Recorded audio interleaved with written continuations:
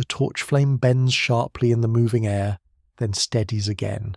Beyond its weak orange light, the cave remains endless. The stone walls tighten into a narrow corridor, polished by thousands of unseen touches, and every sound seems alive inside the darkness. Water drips somewhere far below. Footsteps echo ahead and behind at the same time. Then, suddenly, the wall begins to move. Not literally. The rock itself is still cold and ancient, but under flickering firelight, the painted bodies of bison seem to breathe.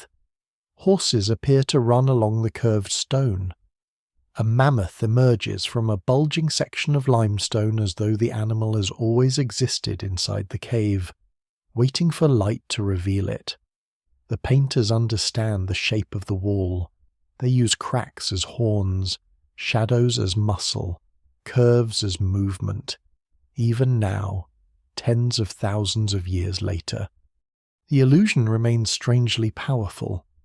Whoever stands here during the Ice Age does not yet know about cities, agriculture, kingdoms, metal, or writing. The world outside is wild beyond modern imagination.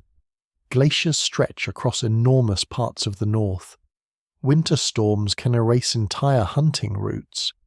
Packs of wolves move through frozen valleys. Cave lions stalk herds across open grasslands. Human survival depends on memory, cooperation, and constant movement through a dangerous landscape. And yet, somewhere within that brutal existence, people spend precious time crawling deep underground to paint. Not near cave entrances where daylight reaches the stone, not in places convenient for sleeping or cooking. The most famous images often lie far inside dangerous chambers that require climbing, squeezing, and navigating through total darkness. Some caves contain steep drops, flooded passages, or oxygen-poor tunnels where a single mistake could easily become fatal. Reaching these places with Ice Age technology means carrying fire, pigments, stone lamps, tools, and enough determination to continue deeper into the earth for reasons scholars still debate. That mystery lingers over every painted wall. For much of human history, nobody even knew these images existed. Some caves remained sealed for thousands of years after landslides blocked their entrances. Others stayed hidden behind narrow cracks or buried openings, while entire civilizations rose and vanished above them.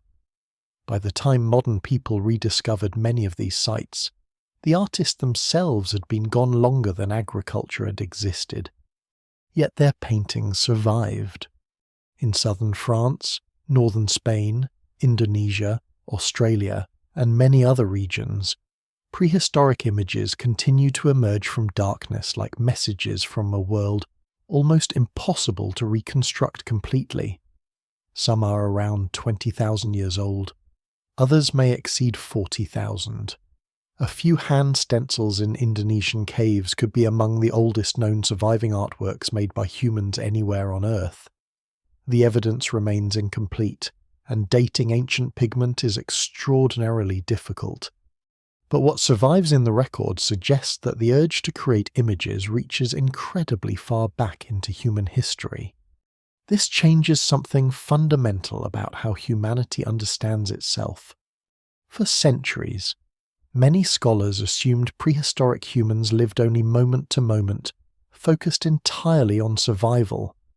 Early researchers often imagined Ice Age people as crude and intellectually limited, but cave paintings quietly destroyed that assumption. The artists demonstrate observation, planning, memory, abstraction, and technical skill. They understand anatomy well enough to capture the tension in a horse's shoulders or the heavy weight of a bison turning its head. They prepare pigments from charcoal, iron oxides, manganese, clay, and minerals gathered across the landscape. Some caves even preserve evidence of scaffolding, suggesting painters climbed upward to reach high ceilings. These are not random marks left by frightened primitives. They are deliberate works created by minds already fully human. Before we go deeper, take a moment to like the video and subscribe, if this is the kind of history and mystery you enjoy. The deeper archaeologists look into prehistoric caves, the stranger the evidence becomes. In some chambers, paintings cluster around areas with unusual echoes. In others, artists avoid smooth surfaces and instead choose textured walls, where animal shapes naturally emerge from the stone. Certain caves preserve torch marks, footprints, broken tools, and scattered charcoal fragments that allow researchers to reconstruct moments from thousands of years ago with unsettling intimacy. In one French cave, the footprints of a child remain pressed into soft clay beside the tracks of a wolf. Both moved through the cave at different times during the Ice Age.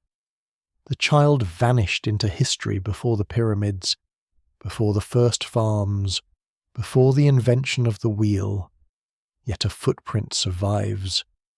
That strange closeness is part of what makes cave art so powerful. Unlike later monuments built by kings or empires, these paintings often feel deeply personal. A hand pressed against stone, a finger dragged through wet clay, a torch scraped against a low ceiling. These are traces of individuals whose names disappeared completely, but whose gestures remain recognizable. And the caves themselves preserve those gestures with extraordinary care. Deep underground, temperatures remain stable. Darkness prevents sunlight from destroying pigments. Mineral layers slowly form over paintings, sealing them away like natural protective glass. Some chambers remain so isolated from outside conditions that ancient charcoal still lies where it originally fell. In rare cases, archaeologists can even identify the species of wood used in prehistoric torches. Still, preservation is fragile. Human breath alone can damage ancient images. Moisture from tourism once began slowly destroying famous paintings in caves like Lascaux. Fungi and bacteria followed. Modern visitors, arriving with cameras and admiration, nearly erased works that survived the Ice Age itself. Today many major caves remain closed to the public, while detailed replicas allow visitors to experience something close to the originals without endangering them further. There is irony in that. The paintings endure mammoths, cave bears, collapsing climates, and tens of thousands of years of geological change, only to face destruction from curiosity. But curiosity is exactly what these caves provoke. Why paint at all in a world where survival is uncertain? Why risk entering dangerous underground chambers? Why focus so heavily on animals? Why are human figures rare and often distorted? Why do some caves contain hundreds of images while nearby caves remain completely blank? No single explanation fully accounts for the evidence. Every theory illuminates part of the mystery while leaving other parts in shadow. Some scholars see hunting rituals, others see early religion, others believe cave art strengthens group identity, teaches survival knowledge, records seasonal migrations, or expresses mythic stories that vanished long ago. A few researchers argue the paintings emerge from altered states of consciousness experienced in darkness, firelight, and ritual isolation. Certain geometric patterns found across continents may reflect universal features of human perception itself. The walls do not answer directly.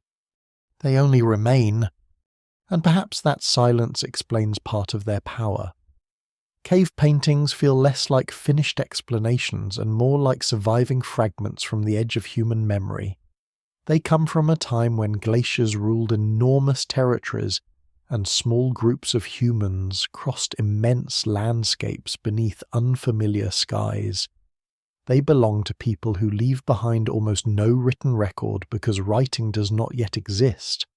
Stone tools survive, bones survive, fireplaces survive, and sometimes. Deep underground, images survive. A running horse, a wounded bison lay a hand against stone. The farther modern people move from that ancient world, the more astonishing it becomes that these images still speak at all. Outside the cave, the Ice Age world stretches across enormous distances beneath a pale and unstable sky. Wind moves constantly over open grasslands where forests have not yet fully returned. In colder regions, the horizon remains hard and exposed for much of the year, shaped by glaciers that advance and retreat across generations. Herds travel endlessly through this landscape.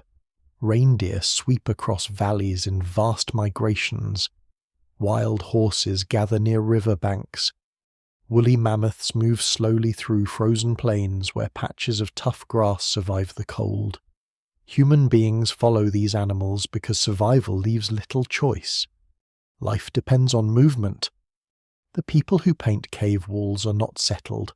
Farmers surrounded by permanent villages. Most belong to small bands of hunter-gatherers whose existence requires extraordinary adaptability. They understand rivers, seasons, animal behavior, edible plants, changing weather patterns, and migration routes with a precision difficult for modern societies to imagine. A mistake during winter can mean starvation. An injury during a hunt can threaten an entire group. Children grow up learning landscapes the way later civilizations learn maps or laws. And yet these communities are not simply surviving from one desperate day to the next. Evidence from archaeological sites across Europe and Asia suggests surprisingly rich social worlds. Decorative beads made from shells or animal teeth travel hundreds of kilometers through exchange networks. Carefully shaped tools reveal generations of accumulated knowledge. Burial practices indicate emotional attachment, ritual behavior, and perhaps beliefs about death itself. Even among highly mobile populations, humans remain deeply symbolic creatures. That symbolic instinct may be one of the keys to understanding cave art. Modern people often separate practical survival from imagination, as though art belongs to comfort and security. But prehistoric life may never have drawn such a sharp boundary. For Ice Age communities, storytelling, memory, ritual, and survival likely overlap constantly. Knowledge is not stored in books or archives. It survives inside living minds and spoken traditions. Stories preserve migration routes. Songs may help encode seasonal timing. Rituals strengthen group cohesion during dangerous winters. Images become anchors for memory in a world where almost everything else disappears quickly. What survives in the archaeological record suggests that Upper Paleolithic humans possess cognitive abilities fully comparable to modern people. They laugh, fear, mourn, plan, and imagine. They form emotional bonds, they recognize beauty, they experience awe. The paintings deep underground emerge from minds already capable of abstraction and reflection, even if their societies look radically different from later civilizations. In many ways, prehistoric humans inhabit a more intensely sensory world than modern people do. Darkness is truly dark. Night skies remain untouched by artificial light. Animal sounds carry over long distances. The smell of smoke, wet earth, blood, fur, and rain defines daily existence. Fire becomes both protection and companionship. Every landscape contains immediate danger, but also meaning. Mountains, rivers, storms, and caves are not neutral scenery. They are active forces shaping survival and imagination alike. The caves themselves occupy a strange place within that world. Some serve as temporary shelters near their entrances, but the deepest painted chambers usually show little evidence of ordinary habitation. People rarely live where the greatest paintings appear. Instead, they travel inward deliberately. Archaeologists studying sites such as the cave systems of southwestern France find repeated patterns, torches carried far underground, pigments transported carefully, images placed in acoustically unusual spaces, and pathways navigated despite serious physical difficulty. This matters because it suggests intention. Nobody accidentally decorates a chamber that requires crawling through darkness with limited oxygen while carrying stone lamps. Such journeys demand planning, cooperation, and motivation powerful enough to justify the risk. Scholars still debate exactly what that motivation might be, but the evidence increasingly points away from casual decoration and towards something socially or spiritually significant. At the same time, prehistoric art is remarkably varied. Some caves contain magnificent painted animals rendered with astonishing realism. Others preserve only abstract marks, handprints, or simple engravings scratched into stone. Certain images overlap older paintings, sometimes separated by thousands of years. A single cave may attract repeated visits across generations long after its original artists die. This continuity hints at memory extending beyond individual lifetimes. Some locations appear to remain important for centuries, perhaps even millennia. Later groups return to chambers painted by ancestors they may barely remember. The meanings of older images could shift over time. A horse painted in one era may become part of another community's mythic landscape generations later. The evidence remains incomplete, but caves sometimes resemble living ceremonial spaces rather than isolated artistic events. One of the strangest features of prehistoric cave art is its uneven distribution. Humans occupy enormous territories during the Upper Paleolithic, yet only certain caves contain elaborate imagery.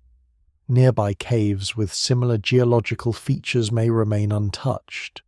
Even within decorated cave systems, paintings cluster in particular chambers while other walls remain blank. No single explanation fully accounts for these patterns. Perhaps certain caves possess spiritual importance linked to stories now lost forever.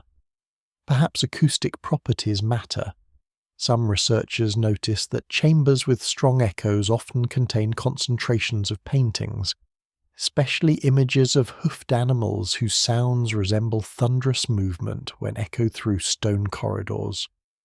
Others argue that visual features guide artists toward particular walls, where natural contours suggest animal forms hidden within the rock itself. The painters do not simply place images onto blank surfaces. Often they collaborate with the cave. A swelling bulge becomes the shoulder of a bison. A crack transforms into the line of a horse's back. Shadows created by torchlight make figures appear to shift and move. Under flickering flames, overlapping legs create an illusion almost like animation. Long before cinema, prehistoric artists already understand movement, perspective, and the psychological power of changing light. This sophistication surprises many early archaeologists when major cave discoveries begin emerging in the 19th century. Some scholars initially refused to believe prehistoric humans could create such advanced works at all. The paintings seem too skilled, too intentional, too modern in their emotional impact. In certain cases, experts even accuse discoverers of forgery. They underestimate the ancient mind. Today, evidence from dozens of sites confirms beyond serious doubt that humans have been creating symbolic imagery for tens of thousands of years. New discoveries continue pushing those dates further backward. In Indonesia, hand stencils and animal painting suggest artistic traditions thriving astonishingly early in human history. Similar symbolic behavior appears in Africa and Australia as well, indicating that the roots of image making may extend close to the original expansion of Homo sapiens across the world. That possibility changes the scale of the mystery. Cave painting may not represent a sudden invention by isolated groups in Ice Age Europe. Instead, it could reflect something deeply embedded within human cognition itself, the urge to leave marks, create symbols, and transform physical spaces into containers of meaning. Still, the question remains stubbornly unresolved. Why caves? Why descend underground rather than paint in open daylight where images are easier to see? Why place extraordinary effort into locations accessible only to a handful of people at a time?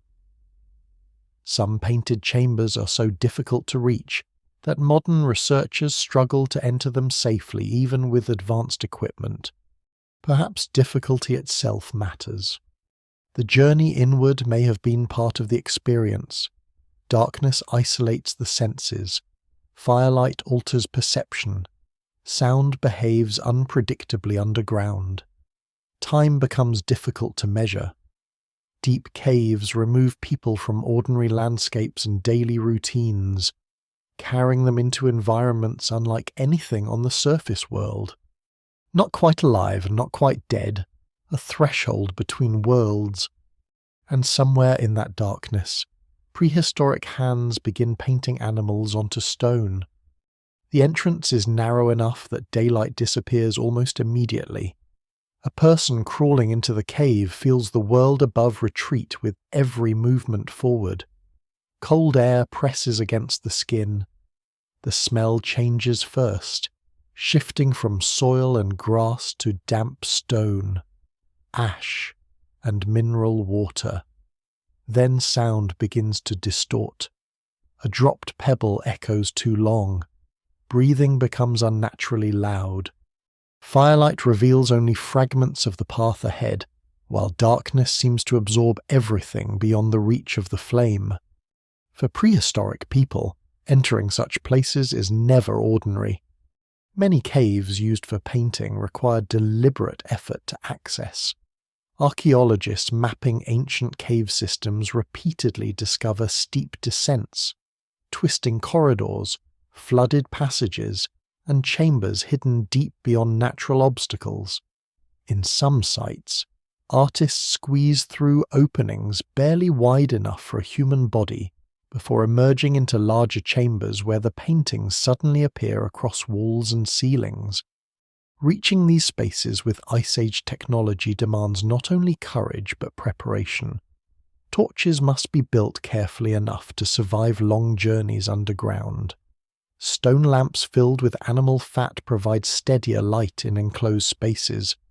Pigments, tools, and fuel must all be carried inward by hand. Even today, some decorated caves remain physically exhausting to explore. This raises an important possibility. The difficulty of access may not be accidental. Scholars still debate whether prehistoric people intentionally sought out remote underground chambers because of their isolation and atmosphere.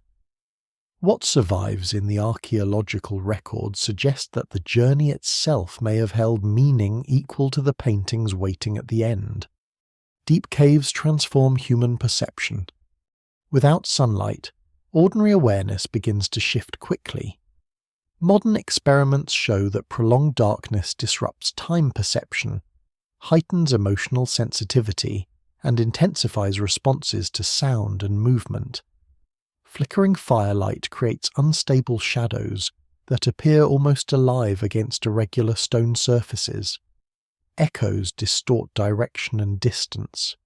In narrow passages, oxygen levels sometimes drop low enough to affect breathing and mental clarity. A person deep underground during the Ice Age enters an environment profoundly different from the familiar world above.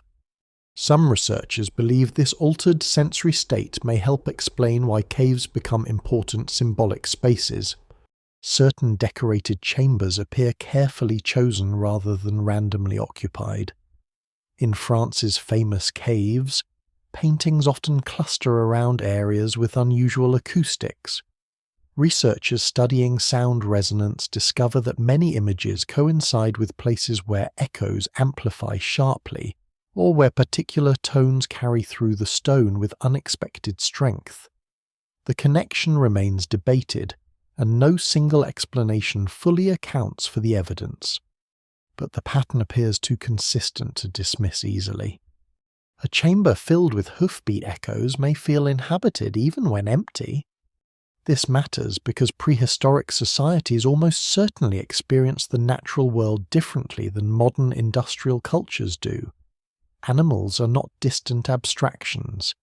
They are neighbours, competitors, sources of food, spiritual symbols, and sometimes mortal threats. The boundary between human life and animal life feels far thinner. In many traditional societies documented historically, caves, mountains, rivers, and forests are understood not merely as locations but as active places with presence and power. Scholars remain cautious about projecting later beliefs directly onto Ice Age communities, yet the emotional logic of sacred landscapes may extend very far back into human history. The underground world especially invites symbolic meaning. Caves descend beneath ordinary life. They swallow light. They preserve silence.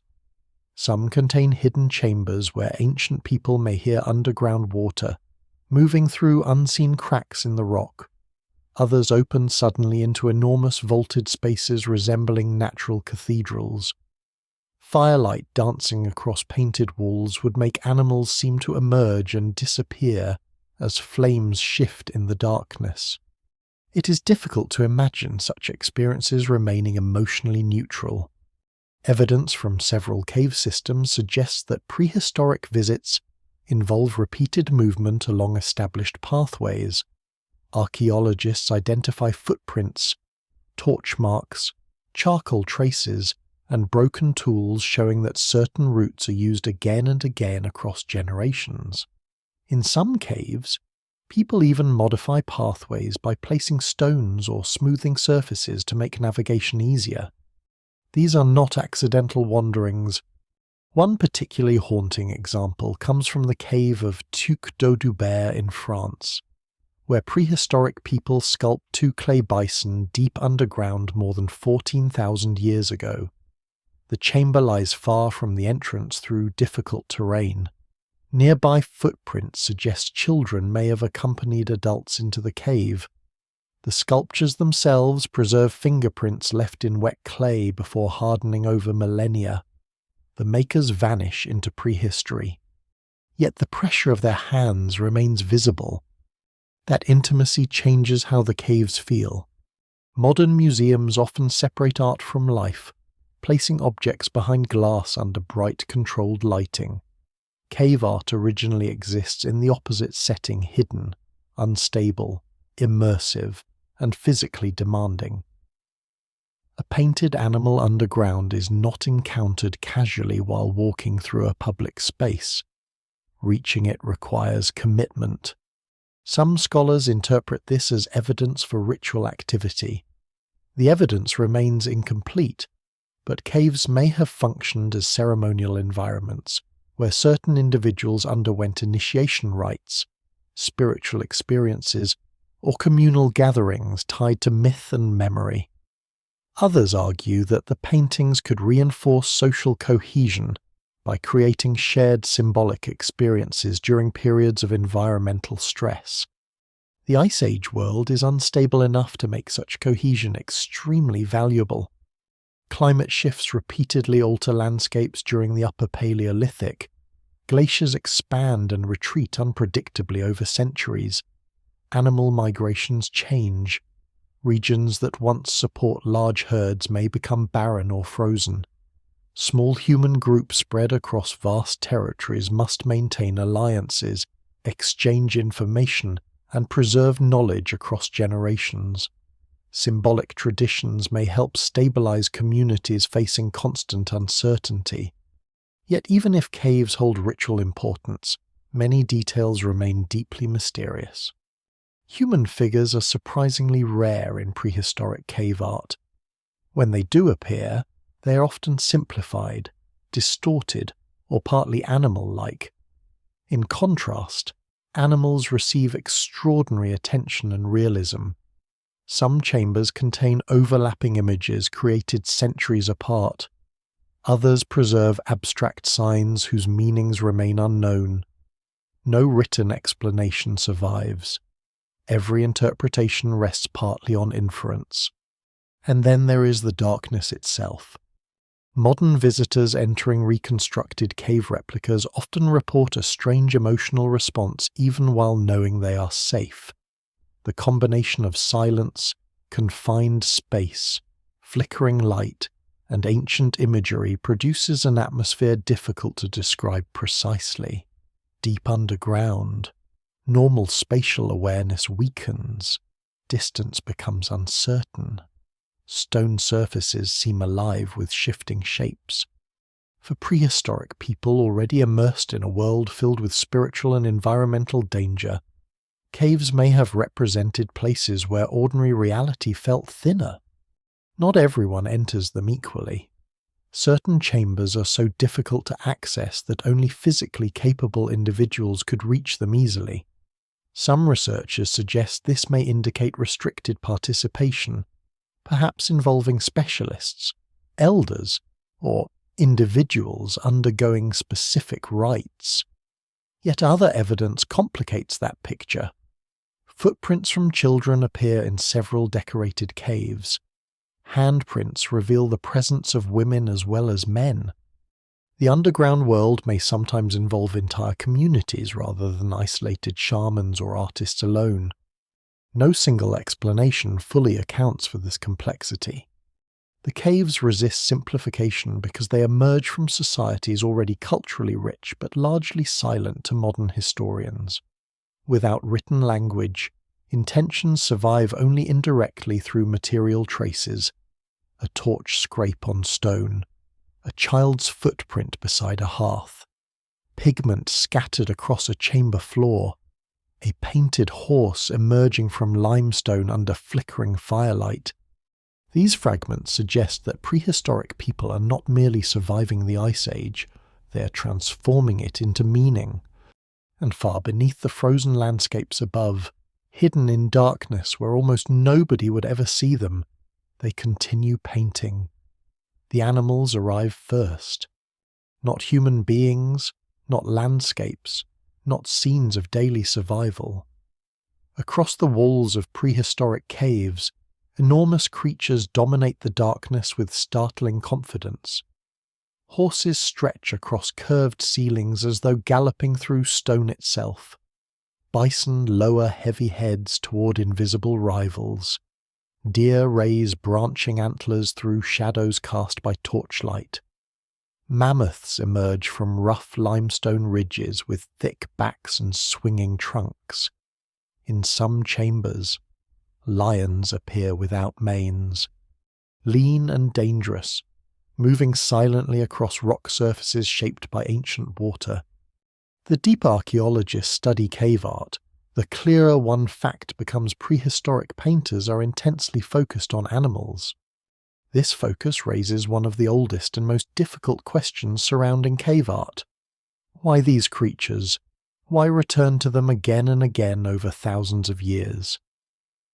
The paintings are not random collections of wildlife observations. Certain species appear repeatedly while others remain strangely absent. Rabbits, birds, fish, and smaller animals that certainly exist in the surrounding environment often receive little attention compared to massive herd animals and powerful predators. Even more curious, the animals most frequently painted are not always the ones most commonly eaten. Archaeological evidence from butchered bones and settlement remains sometimes shows that prehistoric groups rely heavily on species that appear only rarely in cave paintings.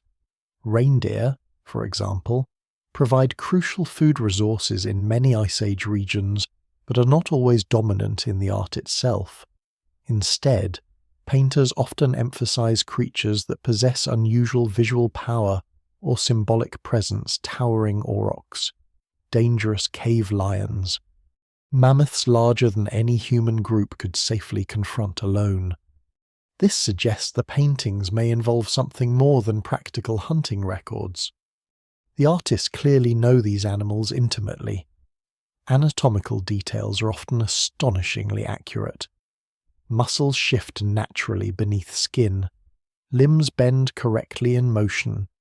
Some painters capture seasonal features such as thick winter coats or changing antler growth.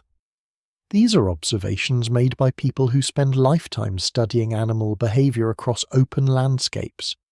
Yet the paintings are not simple realism. Many cave animals float without ground lines or surrounding scenery. They overlap one another across centuries. Some appear incomplete, fading into cracks or darkness. Others combine exaggerated features that feel symbolic rather than strictly naturalistic. Occasionally, wounded animals appear pierced by marks interpreted as spears, though scholars still debate whether all such markings truly represent weapons. What survives in the records suggests that prehistoric people see animals not merely as food, but as beings carrying emotional, spiritual, and social importance. That relationship is understandable in Ice Age conditions. Human survival depends almost entirely on close engagement with animal life. Clothing comes from hides and fur. Tools emerge from bone and antler. Fat becomes fuel for lamps. Tendons form cordage. Migration patterns determine human movement across seasons. Hunters learn to interpret tracks, sounds, scents, and behavior with extraordinary precision. A successful hunt can sustain an entire community. A failed one can bring hunger. At the same time, many of these creatures are terrifying. A wounded bison can kill easily. Mammoths outweigh humans by unimaginable margins. Cave lions hunt cooperatively. Even horses and deer become dangerous when trapped or cornered. Prehistoric people live among animals with physical power modern societies rarely encounter directly. Perhaps that mixture of dependence, admiration, fear, and respect helps explain why cave walls become crowded with animal forms. Some researchers believe the paintings may reflect systems of belief in which animals occupy central spiritual roles. In many later hunter-gatherer societies documented historically, animals are viewed as conscious beings with agency and sacred significance rather than mere resources. Hunting often involves rituals expressing respect toward prey animals whose deaths sustain human life. Scholars remain cautious about applying modern, ethnographic comparisons too directly to Paleolithic Europe, but such parallels suggest possible ways prehistoric people may have understood the creatures surrounding them. The caves themselves intensify that possibility. Under flickering torchlight, painted animals seem strangely alive. Many images use the natural contours of cave walls to create movement and dimensionality. A bulging rock surface becomes the shoulder of a charging bison. Cracks transform into flowing manes. Multiple overlapping legs produce a sense of motion, almost cinematic in effect. Some researchers argue that prehistoric artists intentionally exploited shifting firelight, so animals appear to move through darkness as flames flicker. If true, the experience of viewing cave paintings during the Ice Age may feel far more immersive than modern photographs suggest. The cave of Chauvet in southern France offers one of the most extraordinary examples. Discovered only in 1994 after remaining sealed for tens of thousands of years, the cave contains astonishingly sophisticated paintings dating back more than 30,000 years. Lions stalk prey across walls with remarkable dynamism. Rhinos appear to charge one another. Bears leave claw marks beside human-made images. The artistry shocks even modern observers. But Chauvet also complicates older assumptions about prehistoric art evolving gradually from crude beginnings towards sophistication. Some of humanity's oldest known cave paintings are already technically advanced, perspective, shading, motion, and composition appear astonishingly early in the archaeological record. The evidence suggests that once symbolic image-making emerges fully, humans almost immediately demonstrate artistic abilities comparable in emotional power to much later periods. This realization changes how archaeologists think about the prehistoric mind. The painters are not primitive artists struggling toward complexity. They are already fully capable of abstraction, symbolism, and aesthetic judgment. Their worlds may lack writing and cities, but not imagination. And still, the animals remain mysterious. Why do certain caves emphasize horses while others favor bison or mammoths? Why are dangerous predators sometimes painted with such care, despite offering little direct survival value? Why do some chambers contain dozens of layered animal images accumulated over generations? One theory proposes that cave art relates to hunting magic. According to this older interpretation, painting animals helps hunters gain symbolic control over them, ensuring successful hunts or influencing the spiritual forces governing survival. The idea becomes popular during the early 20th century because it seems intuitively plausible. If survival depends on animals, perhaps painting them becomes a form of ritual preparation. Yet problems quickly emerge. Many painted animals are not primary prey species. Some images appear in inaccessible locations unsuitable for communal hunting rituals. Others show no signs of weapon imagery at all. And certain caves contain dangerous predators rarely hunted by humans. No single explanation fully accounts for the evidence. Another possibility is that animals function as social or mythological symbols within prehistoric communities. Different species may represent clans, stories, seasons, territories, or spiritual categories now impossible to decode completely. Abstract signs painted beside animals may once hold meanings understood instantly by Ice Age audiences but now lost forever. Scholars still debate these possibilities intensely because the caves preserve imagery without explanation.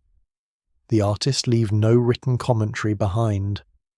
Modern interpretations must emerge slowly from fragments of evidence scattered across stone walls, archaeological deposits, footprints, and environmental clues. Even so, one truth feels increasingly difficult to deny. The animals painted underground are not incidental decorations. They occupy the emotional center of the caves. They move through darkness larger than human life itself. They command attention across thousands of years, and somewhere in the flickering shadows of the Ice Age, people return repeatedly to paint them again. Perhaps because these creatures feed them, perhaps because they fear them, perhaps because they believe humans and animals are connected in ways modern societies no longer fully understand, or perhaps because deep underground, beneath layers of stone and silence, the boundaries between human beings and the living world feel less certain than they do above ground. Long after the painted bison fade into darkness and the mammoths disappear into rough stone ceilings, another image remains waiting on the cave wall, smaller, simpler, more unsettling in its intimacy. A human hand. Sometimes it appears as a negative stencil, formed when pigment is blown around fingers pressed against stone. Sometimes it is painted directly onto the wall in red ochre or black charcoal. In certain caves, dozens of hands cluster together across narrow passages and hidden chambers, as though entire groups pause to leave proof that they existed there at all. Unlike the animals, these marks feel immediate. A painted horse can seem distant, symbolic, almost mythic. A handprint collapses time. The shape is unmistakably human. The width of the palm, the spread of the fingers, the pressure against rough limestone. These details belong not to an abstract culture, but to a single body in a single moment tens of thousands of years ago. Someone stood here in darkness and touched the wall. That realization changes the emotional atmosphere of prehistoric caves more than almost any other evidence archaeologists uncover. The paintings may carry ritual or symbolic meanings now lost forever, but handprints preserve a direct physical trace of individuals whose names, languages, and histories vanished completely. And increasingly, those individuals are not who earlier researchers expected them to be. For decades, many archaeologists assumed the cave painters were primarily adult men, especially skilled hunters or ritual specialists. The assumption seemed natural within older interpretations linking cave art directly to hunting magic. But modern analysis complicates that picture dramatically. By measuring finger lengths and hand proportions from stenciled images, researchers suggest that many prehistoric handprints may belong to women, adolescents, and children, as well as adult males. The evidence remains debated because identifying sex from hand proportions is never perfectly reliable, especially across prehistoric populations. No single explanation fully accounts for every handprint. Yet what survives in the record strongly suggests that cave activity involves more diverse participants than earlier generations imagined. This matters because it changes the social meaning of the caves themselves. If women and children regularly enter decorated chambers, then at least some cave experiences may not be restricted exclusively to isolated male hunting rituals. Entire communities could participate in certain forms of symbolic activity underground. Children grow up not merely hearing stories about the caves, but physically moving through them, touching walls, watching torchlight flicker across painted animals, and leaving traces of themselves beside older generations. In some caves, the evidence becomes remarkably personal. At Pech-Merle in France, spotted horses appear alongside human hand stencils and mysterious dots arranged across the walls. Nearby footprints preserved in soft clay suggest movement through the cave thousands of years ago. In another chamber, tiny finger flutings lines drawn through soft clay by fingertips appear low on the walls where children could reach them easily. These marks are not masterpieces intended for distant admiration. They are gestures. A child drags fingers through wet clay while adults move deeper into darkness carrying torches and pigments. Someone presses a hand against limestone while another person blows red ochre across the fingers, through a hollow bone or directly from the mouth.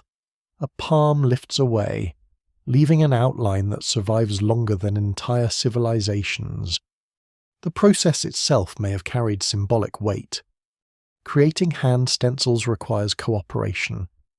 One individual positions the hand while another applies pigment. The act is physical and immediate.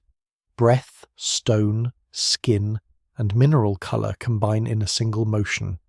Some researchers believe such practices may represent initiation rites, identity markers, group belonging, or forms of spiritual participation.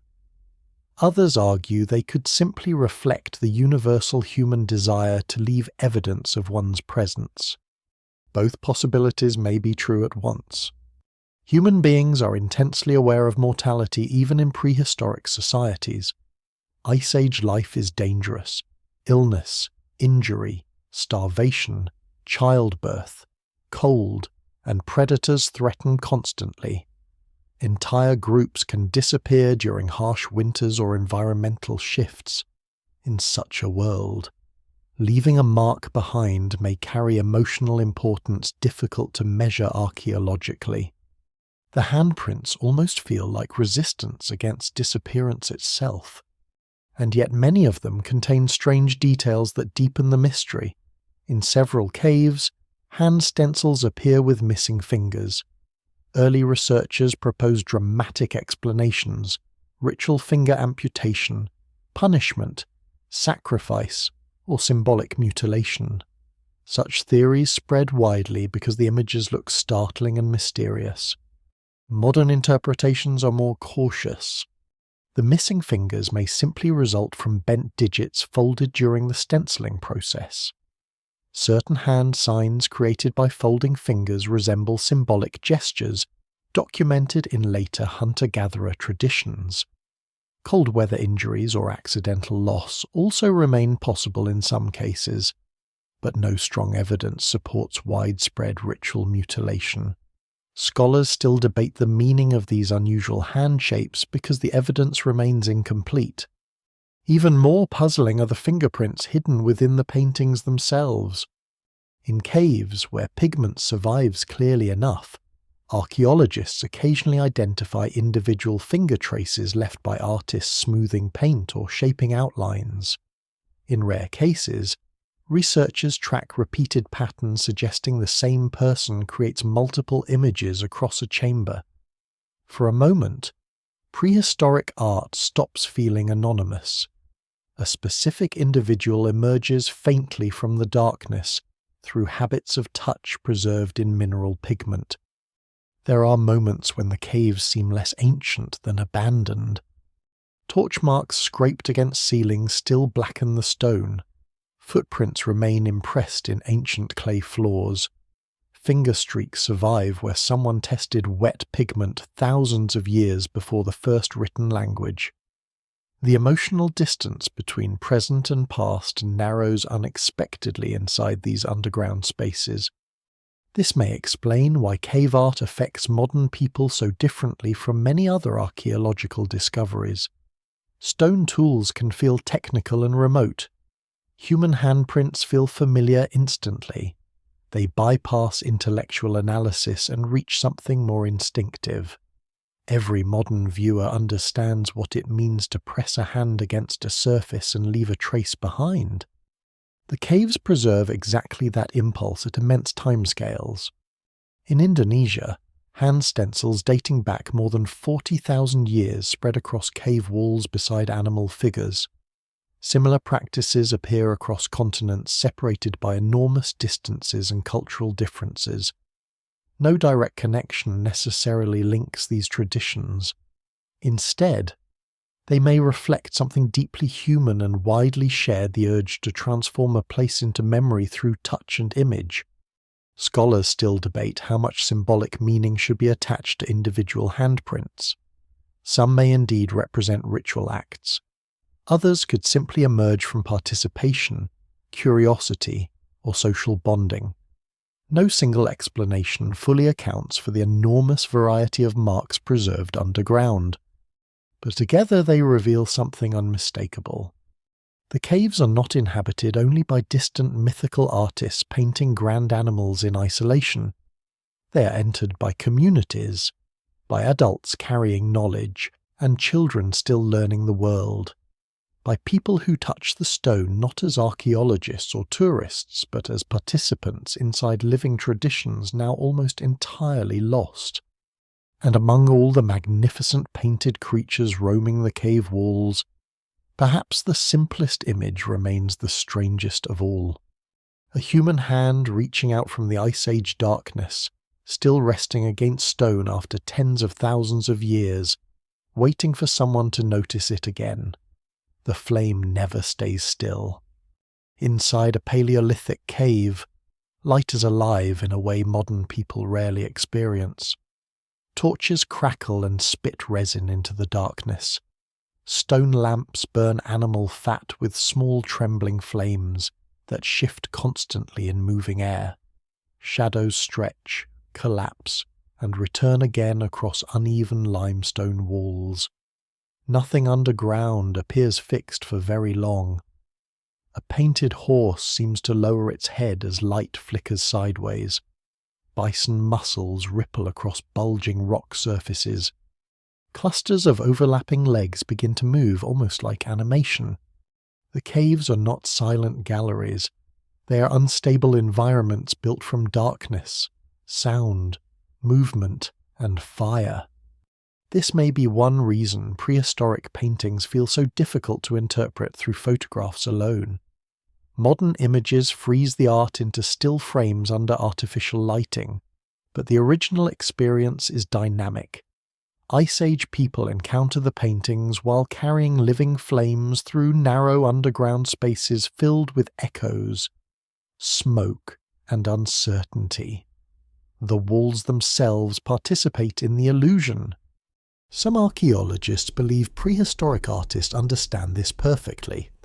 In many decorated caves, paintings are carefully positioned where natural contours of the stone enhance movement under flickering light. A swelling curve becomes the chest of a charging animal. A crack forms the line of a spine. Rough textures create depth and fur-like patterns impossible on flat surfaces.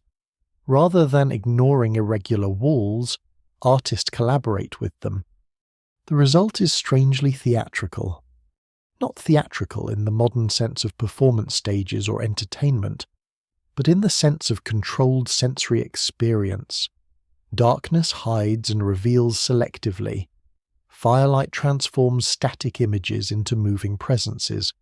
Sounds travel unpredictably through underground chambers. Even the smell of smoke and mineral dampness contributes to the atmosphere. What survives in the archaeological record suggests prehistoric people may intentionally exploit these effects. Research into cave acoustics produces especially intriguing clues. Certain painted chambers possess remarkable echo properties. Deep resonances amplify clapping, chanting, footsteps, or striking stones together. In some caves, sound seems to move around corners or emerge from unseen spaces within the rock itself. Scholars studying these acoustic patterns notice that areas with the strongest echoes often correspond closely with concentrations of paintings, especially hoofed animals. The connection remains debated. No single explanation fully accounts for the evidence. Yet the pattern appears repeatedly enough to suggest that sound matters. A chamber echoing like thunder while torchlight animates painted bison would create an emotionally intense experience even for modern visitors. For Ice Age communities already immersed in spiritual relationships with animals and landscapes, such moments may have carried extraordinary significance. Some researchers propose that caves function partly as sensory theatres for ritual activity. Firelight, echo, movement, and imagery combine to alter ordinary perception. Others remain more cautious, warning against projecting modern ideas about religion or ceremony too confidently onto prehistoric societies. The evidence is fragmentary. No written descriptions survive. Still, the caves themselves keep offering clues. In several sites, archaeologists discover deliberate arrangements suggesting repeated gatherings rather than isolated artistic acts. Hearths appear in deep chambers far from habitation areas. Burned torch fragments accumulate along specific routes. Footprints indicate movement by multiple individuals across different ages. At times, evidence suggests people spend extended periods underground despite the physical discomfort and danger. What? Part of the answer may lie in how profoundly caves separate people from ordinary reality. Deep underground, the outside world disappears completely. Weather no longer matters. Day and night lose meaning. The senses become unreliable. Fire becomes the only source of orientation against total darkness. Modern humans rarely encounter such conditions voluntarily. Even brief exposure to complete darkness can produce anxiety, heightened awareness, and distorted perception. Underground spaces compress attention inward. Every sound matters. Every movement feels amplified. In some narrow passages, a torch may illuminate only a few feet ahead while endless darkness surrounds the body completely. Under those conditions, painted images gain unusual power. A horse appearing suddenly from shadow may feel less like decoration and more like revelation. Scholars studying human perception note that flickering light naturally enhances the impression of movement in static figures. Prehistoric artists may discover this intuitively through experience. Some caves even contain animals painted with multiple heads or overlapping limbs that appear strangely animated when viewed under shifting flames. Long before written drama or cinema, humans already understand the emotional force of controlled visual illusion. But caves shape more than sight alone. Their acoustics can be genuinely disorienting. A voice may echo back delayed and transformed. Water dripping in darkness creates rhythmic sounds difficult to locate precisely. Footsteps reverberate across chambers in ways resembling distant movement. Certain caves produce low resonant frequencies capable of being felt physically in the chest. To prehistoric listeners without scientific explanations for acoustics, these effects may seem deeply mysterious. Some scholars speculate that caves are understood as living places, spaces where unseen forces, spirits, ancestors, or animals dwell beneath the earth. Such interpretations remain impossible to prove directly, yet many traditional societies throughout history have associated caves with entrances to other worlds, places of transformation, or contact with supernatural beings. The emotional logic of these beliefs fits naturally with the sensory experience of deep underground environments. And then there is the darkness beyond the firelight. No matter how many torches prehistoric visitors carry, most of the cave always remains invisible. This constant boundary between light and hidden space may intensify the psychological effect of the paintings themselves. Animals emerge partially from darkness rather than appearing fully exposed. Shadows conceal details and reveal them again unpredictably. In that environment, imagination becomes unavoidable. One particularly revealing detail comes from the soot traces left on cave ceilings. Archaeologists studying torch marks discover that prehistoric visitors move repeatedly through certain routes, sometimes returning generation after generation. Some chambers preserve dense smoke staining from prolonged use. Others remain remarkably untouched except for isolated paintings deep within. This uneven use suggests caves are experienced selectively. Different spaces may carry different meanings. Certain chambers perhaps serve communal gatherings, while others remain restricted or symbolic. The evidence remains incomplete, but the caves rarely behave like simple shelters or galleries. Instead, they resemble carefully navigated worlds beneath the earth. And perhaps that matters more than modern people first realize. Prehistoric cave art is not merely about creating images. It is about entering environments where ordinary sensory experience changes fundamentally. The paintings cannot be separated from darkness, echo, fire, and movement, because those elements shape how the images are perceived in the first place. A bison underground is never just a painted animal. It exists within smoke and flickering light, within echoes bouncing through stone chambers, within fear of getting lost, within the strange emotional pressure created by deep enclosed darkness. The cave transforms the image into an event. That may explain why prehistoric people continue returning underground despite danger and difficulty. The caves offer something unavailable in the open world above, not safety, not comfort, something harder to define. A place where stone walls move in firelight, where echoes answer from unseen chambers, where animals emerge from darkness and disappear again, where human beings step briefly outside ordinary life and into something older, stranger, and impossible to fully recover now. Alongside the painted animals, another world quietly spreads across the cave walls. At first glance, these marks seem simple compared to the sweeping bodies of horses or bison. Small dots arranged in rows, clusters of lines, zigzags, spirals, rectangles, forked signs. repeated geometric shapes painted carefully beside animals or hidden deeper within narrow passages. Some are scratched into stone. Others are drawn in charcoal or red ochre with obvious intention. For a long time, archaeologists paid them less attention. The animals appeared dramatic and emotionally recognizable. The abstract signs felt secondary, perhaps meaningless decorations or accidental marks. But over decades of study, researchers began noticing something difficult to ignore. Certain symbols repeat across enormous distances and over astonishing spans of time. Similar patterns appear in caves separated by hundreds of kilometers, created by groups that may never have met directly. The deeper scholars look, the stranger the patterns become.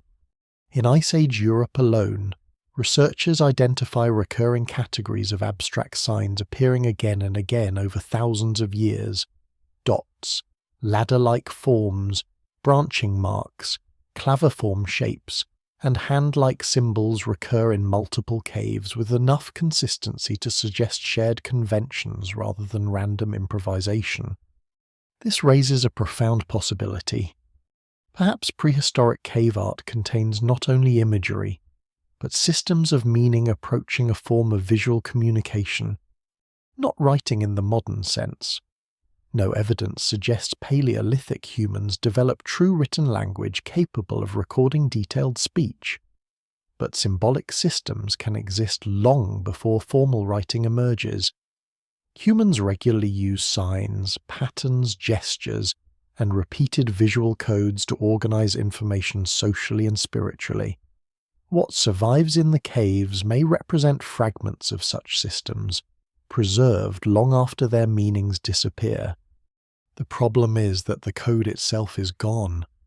Modern researchers face an enormous challenge when interpreting prehistoric symbols. Written languages can often be deciphered through bilingual inscriptions or surviving cultural continuity. Paleolithic cave signs exist almost entirely without context.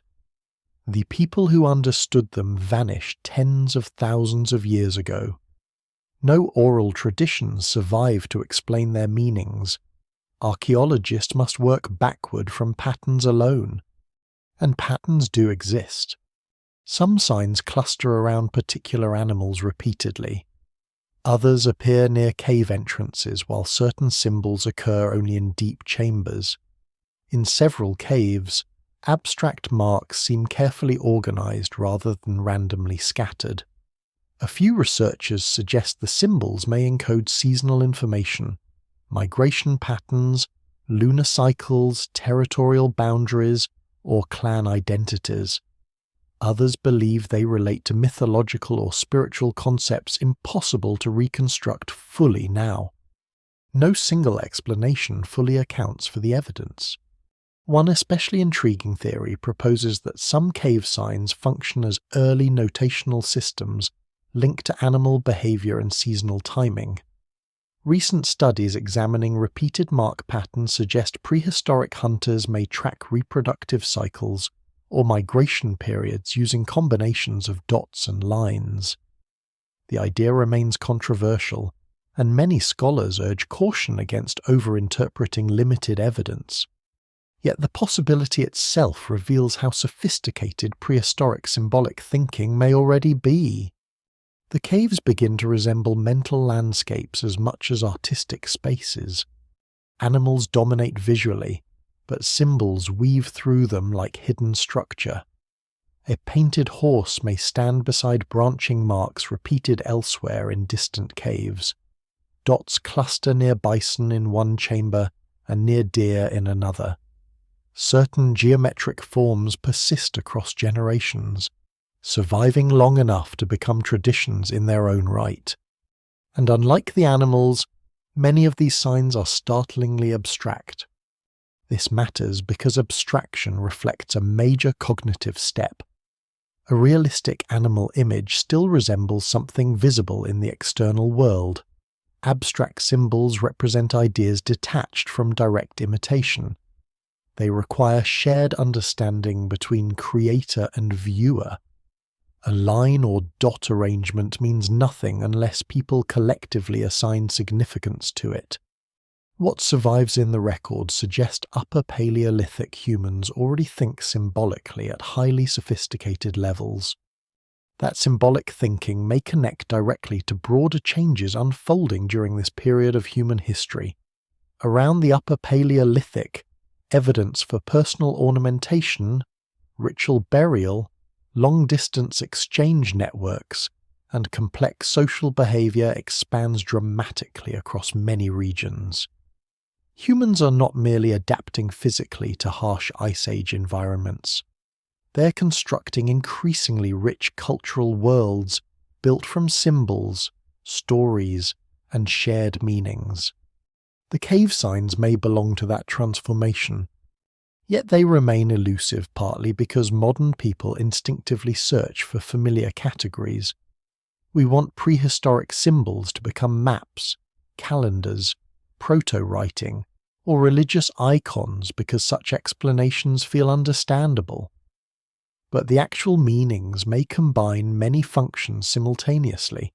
In oral societies especially, symbolic systems often blur boundaries between practical knowledge, spiritual belief, social identity, and storytelling. A sign beside an animal could reference migration season, clan association, mythic ancestry, and ritual significance all at once. Modern analytical categories may simply be too narrow for Ice Age thought worlds. The mystery deepens further when similar symbolic traditions appear far beyond Europe, in Indonesia, Australia, Africa, and other regions. Prehistoric humans also create abstract markings alongside figurative imagery. The styles differ, sometimes dramatically, but the broader impulse towards symbolic marking appears remarkably widespread. This suggests something fundamental about human cognition itself.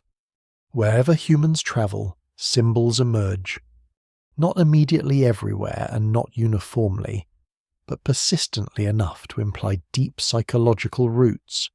Human beings do not simply observe the world, they encode it. They attach meanings to shapes, gestures, sounds, and places. Cave walls become surfaces where invisible ideas take visible form. Some researchers push this argument even further. They suggest certain recurring geometric patterns found in cave art may originate partly from universal features of human perception, during altered states of consciousness caused by darkness, rhythmic movement, sensory deprivation, or trance. People often report seeing grids, dots, zigzags, spirals, and branching forms.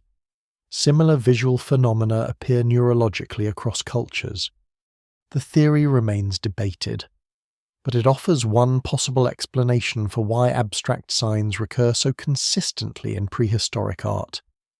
Perhaps some symbols emerge not from external observation alone, but from internal human experience shaped by the brain itself. If true, the caves preserve traces not only of ancient environments but ancient states of mind. And still the meanings refuse certainty. A row of dots painted beside a horse 30,000 years ago may encode practical hunting knowledge, or ritual symbolism, or memory, or trance imagery, or meanings modern researchers have not yet imagined. The evidence remains incomplete because prehistoric people leave symbols without explanation, trusting cultural understanding that vanished with them long ago. In a strange way, that disappearance becomes part of the power of cave art itself. The paintings speak emotionally across immense time because animals remain recognizable. The symbols remind us how much has been lost. They are fragments of systems modern humanity can glimpse but not fully recover. Tiny clues from mental worlds buried deeper than written history.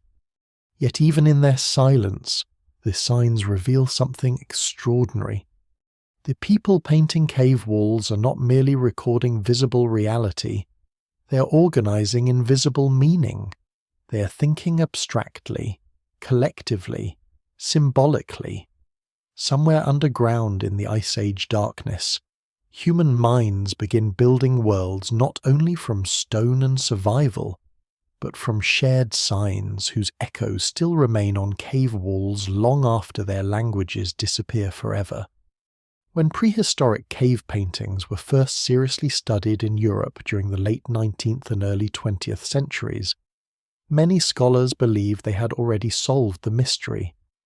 The explanation seemed obvious enough. Ice Age humans depended on hunting for survival. Cave walls were filled with animals. Therefore, their paintings must exist to help hunters succeed. By painting a bison, perhaps hunters believed they could gain symbolic power over it. By depicting wounded animals, they might ensure success before the actual hunt began. The caves, in this interpretation, became prehistoric ritual spaces dedicated to survival magic. For a time, the theory dominated almost completely. It appealed not only because it sounded reasonable, but because it matched how many early researchers imagined prehistoric humanity itself practical, harsh, and focused entirely on food. Art, in this framework, remained tied directly to immediate survival. A painted horse was not philosophy or spirituality, it was strategy. And certainly, there are pieces of evidence supporting some connection between cave art and hunting life. Many paintings depict large game animals crucial to Ice Age survival. Certain images appear pierced by lines interpreted as spears or projectiles. Some caves preserve signs of repeated gatherings that could involve communal ritual before hunts. Across human societies historically, symbolic practices often surround hunting, because survival depends so heavily on uncertain outcomes. But gradually, problems with the theory began to accumulate. The first difficulty involved the animals themselves. As archaeologists studied prehistoric food remains more carefully, they discovered that many commonly consumed species appear surprisingly rarely in cave art. In some regions, humans depend heavily on reindeer for food, clothing, and tools. Yet reindeer are not always the dominant painted animal. Meanwhile, dangerous predators like lions and rhinos, creatures not regularly hunted for food, appear repeatedly in certain caves. Why devote so much artistic attention to animals that offer little practical hunting value? The deeper researchers looked, the more complicated the caves became. Some painted chambers are extraordinarily inaccessible, requiring dangerous crawls through narrow passages far removed from ordinary habitation areas. These locations seem impractical for communal hunting instruction or simple ritual preparation before a chase. Other caves contain abstract symbols, handprints, and geometric signs unrelated to hunting imagery altogether. No single explanation fully accounts for the evidence. The hunting magic theory begins to feel too narrow for the scale of what prehistoric people are actually doing underground. This realization marks an important shift in archaeological thinking. Instead of treating cave art as a single-purpose activity, researchers increasingly recognize that prehistoric symbolic life may have been enormously complex. Humans living during the Upper Paleolithic are not cognitively primitive. Their emotional, social, and spiritual worlds may be as layered as those of later societies, even if expressed differently. The caves likely serve multiple functions simultaneously. Some paintings may indeed relate to hunting rituals. Others may preserve myths, mark social identities, reinforce group memory, or create altered sensory experiences. Different caves, regions, and time periods may reflect entirely different traditions layered across thousands of years. What modern scholars call cave art could actually encompass many separate practices sharing only the use of underground spaces. This complexity becomes especially clear when examining the extraordinary effort invested in certain paintings. Some cave ceilings require scaffolding to reach. Pigments are transported deep underground despite difficult terrain. Images are layered carefully over older paintings, sometimes centuries apart. Artists exploit rock contours, acoustics, and firelight effects with remarkable sophistication. Such labour exceeds what many researchers would expect from purely practical hunting rituals alone. The paintings feel emotionally charged in ways difficult to reduce to survival strategy, and perhaps that emotional dimension matters most. Human beings do not survive through practical knowledge alone. Communities also depend on shared stories, symbolic systems, and collective identity. In dangerous environments especially, rituals and myths help organize experience psychologically and socially. Ice Age groups facing extreme climates, unpredictable migrations, and constant mortality may have relied heavily on symbolic traditions to maintain cohesion. Cave paintings could function partly as anchors for such traditions. Certain animals may represent more than prey. They may embody ancestral forces, seasonal cycles, spiritual beings, or mythic narratives now lost completely. A bison painted deep underground might carry layers of meaning invisible to modern viewers, but immediately recognizable within prehistoric culture. This possibility becomes harder to dismiss when examining how emotionally selective the art appears. Human figures are rare and often distorted.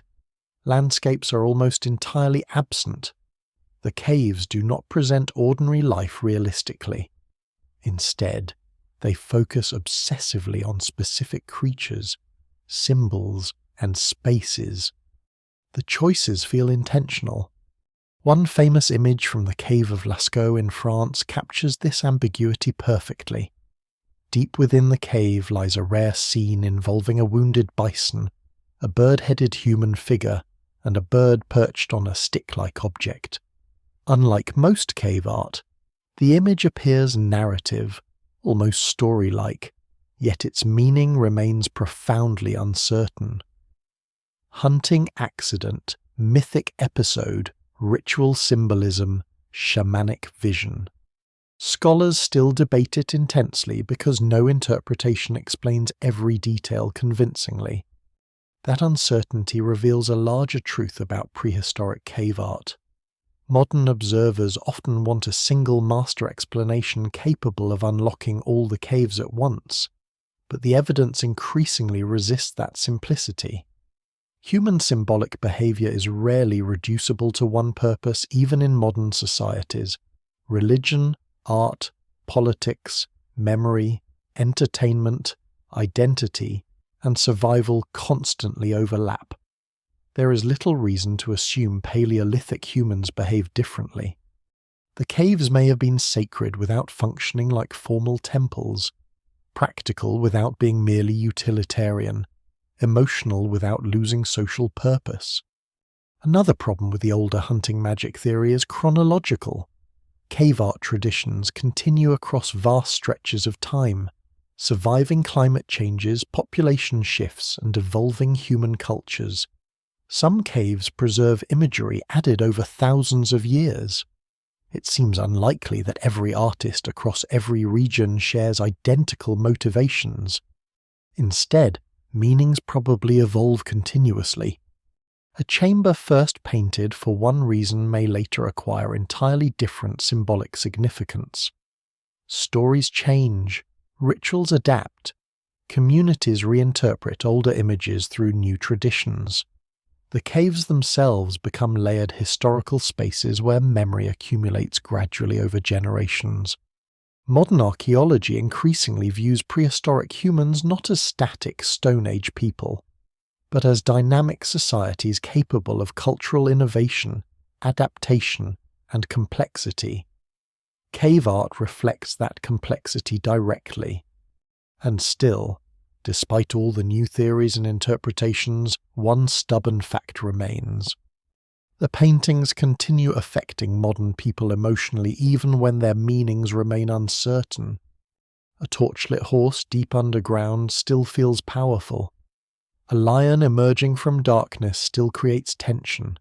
A handprint on stone still feels intimate beyond explanation. Perhaps part of the reason is that the caves reveal something universal about human beings themselves. Long before agriculture, cities, or writing, humans are already searching for ways to transform fear, memory, danger, beauty, and survival into symbolic form. Not because life becomes easy enough for art, but because art may always have been part of how humans survive emotionally in difficult worlds. And somewhere beneath the Ice Age Earth, hidden in darkness where no ordinary daylight reaches, prehistoric people continue painting not only animals, but meaning itself onto stone walls, deep underground, far beyond the reach of daylight. The human mind begins to change. The darkness is complete except for firelight. Smoke drifts along the ceiling in slow-moving layers. Echoes arrive from impossible directions. The cave narrows until the body must crawl through stone corridors barely wide enough to breathe comfortably. Then, without warning, the passage opens into a chamber where painted animals emerge from flickering walls like living presences. For some researchers, experiences like these suggest that prehistoric cave art may be connected not only to ritual, memory, or hunting symbolism, but to altered states of consciousness themselves. This idea becomes especially influential during the late 20th century through theories linking cave imagery to shamanism. In many traditional societies documented historically, shamans are individuals believed to move between ordinary reality and spiritual realms through trance states induced by drumming, dancing, fasting, sensory deprivation, hallucinogenic substances, or prolonged isolation. During these altered states, people often report vivid visions involving animals, geometric patterns, transformation, flight, tunnels, and encounters with supernatural beings. Certain aspects of cave art appear strangely compatible with such experiences. Abstract geometric signs found in prehistoric caves resemble visual phenomena commonly reported during trance state zigzags, dots, grids, spirals, branching forms. Human-animal hybrid figures occasionally appear in cave imagery. Deep caves themselves provide environments capable of intensifying altered perception through darkness, echo, exhaustion, and sensory instability. The theory is seductive because it connects many scattered clues into a coherent psychological framework. Perhaps prehistoric artists are not simply painting the external world. Perhaps they are recording visions experienced during ritual states of consciousness. The caves become gateways into symbolic worlds where boundaries between human beings, animals, and spirits dissolve. Yet the evidence remains incomplete, and scholars continue debating the theory intensely. One major challenge is methodological. Shamanism is an enormously broad category, encompassing diverse practices across cultures separated by vast distances and historical periods. Using ethnographic examples from recent indigenous societies to interpret Ice Age Europe risks oversimplification. Human cultures vary profoundly. Similar imagery does not necessarily prove identical beliefs. No single explanation fully accounts for prehistoric cave art. Still, some details remain difficult to ignore. In the cave of Les Trois Frères in France, one famous figure appears part human and part animal antlered, masked, and strangely hybrid in form. Early researchers call it the sorcerer, imagining a prehistoric shaman performing ritual transformation. Modern scholars are more cautious about such dramatic interpretations, yet the image undeniably stands apart from the surrounding animal realism. Other caves contain similarly ambiguous beings, figures with human bodies and animal features. distorted humans, or strange composite forms unlike ordinary prey animals. Why create such images at all? One possibility is that they reflect mythological beings or spiritual concepts now lost entirely. Another is that they emerge from altered perception during ritual experiences. Across many human societies, trance states frequently involve sensations of transformation into animals or encounters with hybrid beings. The emotional intensity of caves' darkness, echo, firelight, isolation could amplify such experiences significantly. Even without formal trance ritual, caves naturally disrupt ordinary consciousness.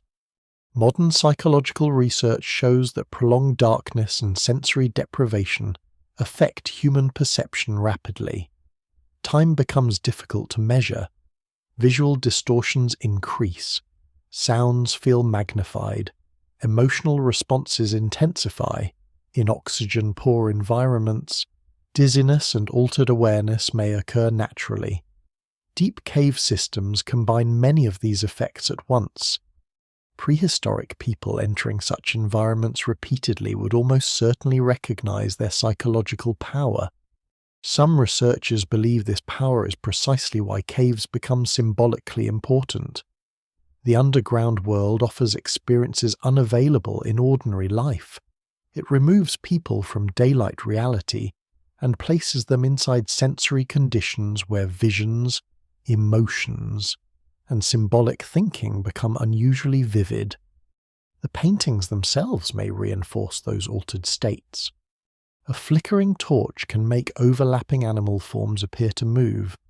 Shadows animate rock contours unpredictably. Echoing chambers distort the source of sounds.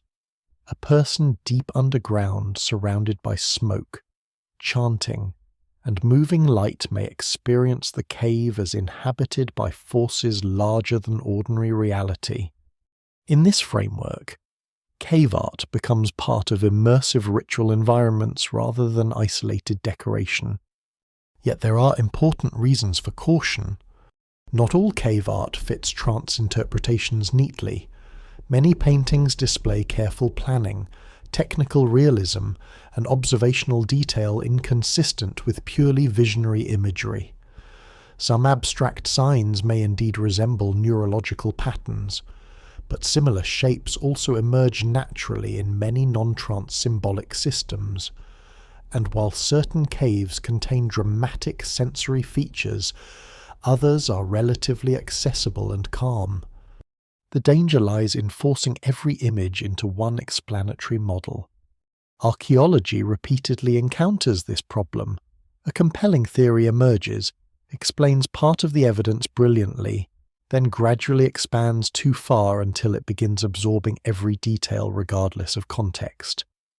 The shamanism hypothesis illuminates aspects of cave art powerfully, especially the relationship between altered environments and symbolic imagery.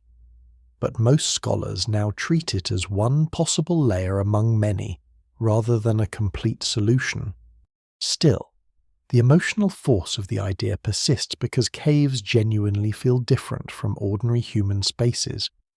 Even modern researchers describe powerful reactions when entering decorated chambers for the first time. Silence becomes oppressive. Ancient footprints remain visible in clay floors.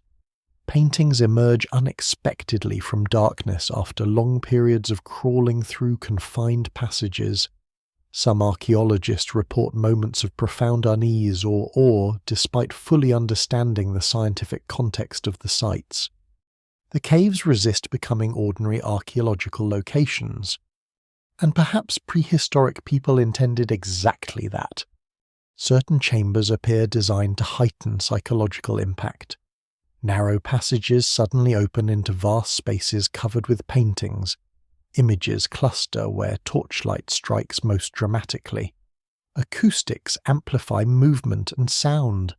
The underground journey itself becomes transformative. In many ways, the caves resemble carefully constructed emotional experiences using natural landscapes instead of architecture.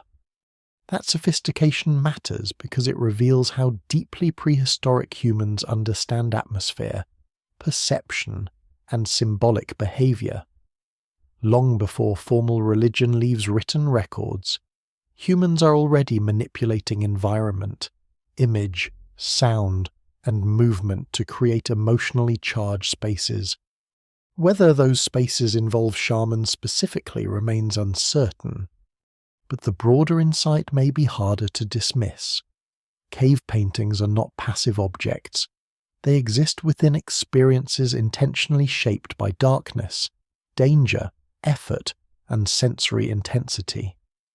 The artists understand that images gain power when encountered under extraordinary conditions, and somewhere within those conditions, the boundaries separating human beings from animals, spirits, memory, and imagination may have felt far less stable than they do in the modern world above ground.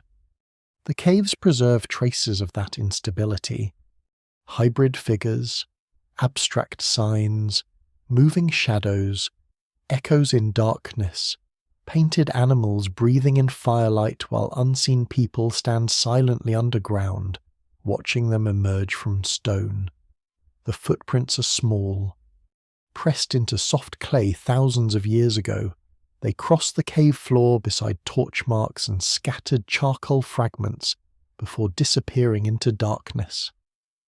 Modern archaeologists crouching under electric lamps can still trace the path of a child moving carefully through the underground chamber during the Ice Age. Each step survives because the cave remains sealed and undisturbed for unimaginable stretches of time. The child never expects these traces to outlive entire civilizations. And yet they do. For many years, prehistoric cave art is imagined primarily as the work of isolated adult hunters, ritual leaders, or specialized artists moving through sacred darkness alone. But the caves themselves begin quietly challenging that assumption. Tiny footprints, small handprints, low finger markings, and other intimate traces suggest that children enter at least some decorated chambers regularly. This changes the emotional landscape of the caves completely. Children do not experience underground spaces the same way adults do. A narrow passage becomes enormous. Flickering torchlight turns shadows into living forms. Echoes feel mysterious and frightening. Painted animals towering across walls may appear almost supernatural in the unstable light. What survives in the archaeological record suggests that Ice Age children are not separated from symbolic life. They grow up inside it. At several cave sites, evidence of young visitors becomes unmistakable. In the cave of Nio in France, footprints from children move deep into decorated chambers far from natural daylight. At Tuc-d'Audubert, where clay bison sculptures remain preserved underground, researchers identify tracks likely left by adolescents accompanying adults into the cave system. Finger fluting scratched into soft clay walls often occur at heights, suggesting participation by young children. These are not accidental intrusions. The journeys require effort and intention. Someone guides children through darkness, carrying fire and knowledge together. The caves become places not only of mystery, but of transmission environments where memory, ritual, and symbolic understanding pass between generations. This may help explain how cave art traditions survive for so long. Some decorated caves appear active across centuries or even millennia. Maintaining symbolic systems over such timescales requires cultural continuity. Stories, meanings, pathways, and practices must be taught repeatedly. Children entering caves may therefore represent more than simple family presence. They may be participating in education at the deepest possible level. Not classroom learning, experiential learning. A child descending underground beside adults learns through movement, atmosphere, fear, and sensory immersion. The cave itself becomes teacher. Painted animals emerge from darkness while echoes fill the chambers. Ritual actions, stories, or symbolic meanings may unfold within emotionally unforgettable settings. Modern neuroscience suggests that emotionally intense experiences create particularly durable memories. If prehistoric societies intentionally use caves during rites of passage, storytelling, or group ceremonies, the underground environment would reinforce learning powerfully. Some scholars propose that caves function partly as spaces of initiation. The evidence remains incomplete, but difficult journeys through darkness appear repeatedly in initiation rituals across many later human cultures. Movement away from ordinary life into hidden or dangerous environments often symbolizes transformation. Individuals emerge changed socially, spiritually, or psychologically. Deep caves naturally support such experiences. A person entering darkness with guides must trust others completely. Ordinary orientation disappears. Firelight becomes essential for survival. Time loses clarity underground. Emerging back into daylight after hours or days beneath the earth could feel profoundly transformative, especially for younger participants. Yet not all evidence points towards solemn ritual alone. Some traces preserved in caves feel unexpectedly playful or human in ordinary ways. Children drag fingers through soft clay walls. Footprints overlap chaotically in certain passages. Handprints cluster together almost socially. These moments suggest that prehistoric cave experiences may include curiosity, participation, and communal exploration alongside spiritual or ceremonial elements. The underground world is not necessarily grim. It may also be alive with fascination. This broader social perspective changes how archaeologists increasingly understand cave art itself. Earlier generations often search for singular explanations focused narrowly on hunting magic or elite ritual specialists. Modern evidence paints a more layered picture. Different caves likely serve different functions. Some chambers may indeed host restricted ceremonies, while others involve wider communal participation. Human societies are rarely culturally uniform even within the same region or time period. One especially revealing detail comes from the physical difficulty of certain cave routes. Adults sometimes carry children through narrow or dangerous passages, impossible for younger bodies to navigate safely alone. This requires trust, planning, and collective effort. The underground journey becomes shared experience rather than isolated artistic activity. And through these experiences, prehistoric communities may strengthen social bonds crucial for survival. Ice Age life places enormous pressure on small human groups. Cooperation matters constantly. Knowledge transmission becomes essential because survival skills cannot be rediscovered from scratch each generation. Hunting techniques, seasonal timing, migration routes, symbolic traditions, and group identities all depend on memory surviving intact across time. Caves may help preserve that continuity. The paintings themselves become anchors for stories older than any living individual. A child seeing the same horse or bison images viewed by parents and grandparents enters a symbolic world already inhabited by ancestral memory. Certain chambers perhaps acquire legendary significance through repeated use over generations. The evidence for this remains indirect, but continuity is visible archaeologically. Some caves contain images created centuries apart in overlapping layers. People return repeatedly to the same underground spaces long after original artists die. The caves outlast individual lives and gradually become repositories of collective identity. And children walking through them ensure that identity continues. There is something haunting about this realization. Somewhere during the Ice Age, a child follows torchlight into darkness, while adults move carefully ahead carrying pigments and stories. The cave walls glow with painted animals. Echoes drift through stone chambers. A hand presses against limestone and leaves its outline behind forever. The child grows older eventually. Perhaps returns years later carrying another torch. Perhaps teaches the pathways to others. Or perhaps disappears during winter migration, illness, or famine like countless forgotten lives before written history. The caves preserve only fragments. Yet those fragments reveal enough to challenge older assumptions about prehistoric humanity. The paintings are not isolated achievements detached from social life.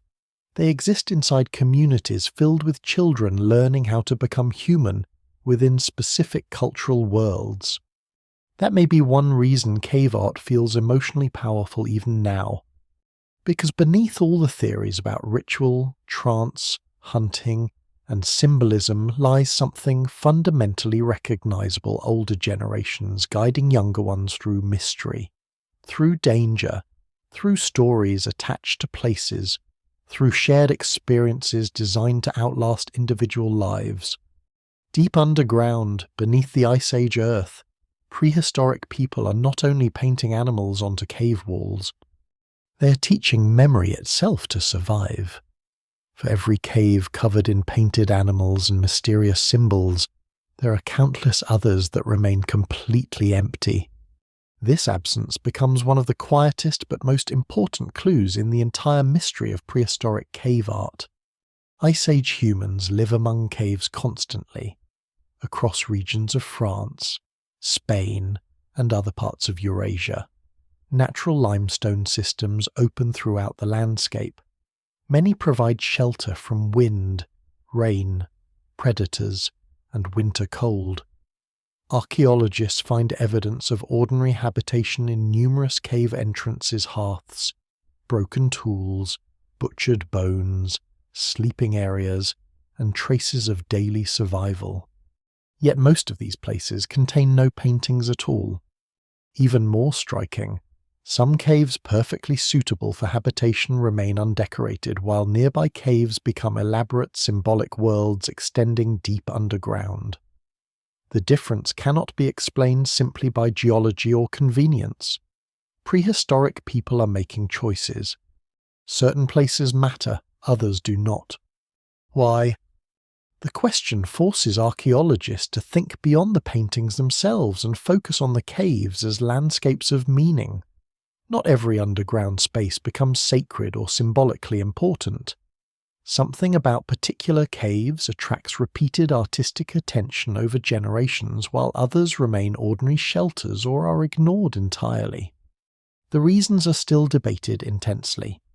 Some decorated caves possess unusual acoustics. Others contain dramatic chambers, strange rock formations, underground water, or especially difficult access routes. A few align with significant migration corridors or seasonal gathering regions, yet no single explanation fully accounts for the pattern. Many spectacular caves remain undecorated, while some painted caves appear physically unremarkable at first glance.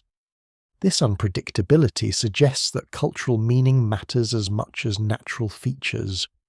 Once a cave acquires symbolic importance, that significance may reinforce itself across generations. Stories accumulate around particular places. Ritual traditions become attached to certain chambers. Older paintings attract later visitors who reinterpret them through evolving beliefs. Over centuries, a cave transforms from geological formation into remembered space. The process resembles how later human societies treat temples, burial grounds, shrines, or ancestral landscapes. Certain locations become emotionally charged not because of practical utility alone, but because communities repeatedly invest them with memory and meaning. The caves may represent some of humanity's earlier surviving sacred geographies. This possibility becomes especially intriguing when examining how selectively prehistoric artists use underground spaces.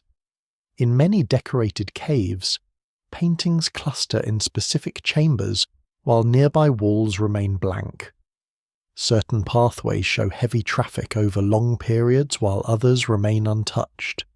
People are not decorating caves randomly, they are navigating them intentionally. Sometimes the pattern feels almost ceremonial. A narrow corridor may lead gradually toward increasingly dense imagery. Small signs appear first, then isolated animals. Then suddenly an enormous chamber covered with overlapping paintings emerges from darkness like a hidden destination. The progression itself creates emotional rhythm. Modern visitors often describe these caves as strangely narrative in structure. Movement matters, anticipation matters. The physical experience of entering deeper chambers shapes perception of the art waiting inside. Scholars studying prehistoric caves increasingly argue that the underground journey cannot be separated from the imagery itself. The cave is not merely a canvas, it is part of the symbolic system. And importantly, not every cave can provide the same experience. Some entrances allow daylight deep inside, others descend quickly into total darkness. Certain chambers produce powerful echoes while others absorb sound completely.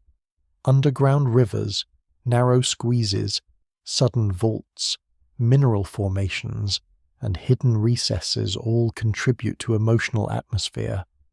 Prehistoric people may select caves partly because these environments feel distinct from ordinary life. One especially revealing detail involves caves that preserve evidence of repeated visitation despite extreme difficulty. Certain decorated chambers require dangerous descents or crawls impossible to justify through practical shelter needs. People return anyway, carrying torches and pigments generation after generation. This persistence suggests emotional attachment stronger than convenience. At times, the caves almost resemble living participants within prehistoric society. They hold memory. They preserve traces of ancestors.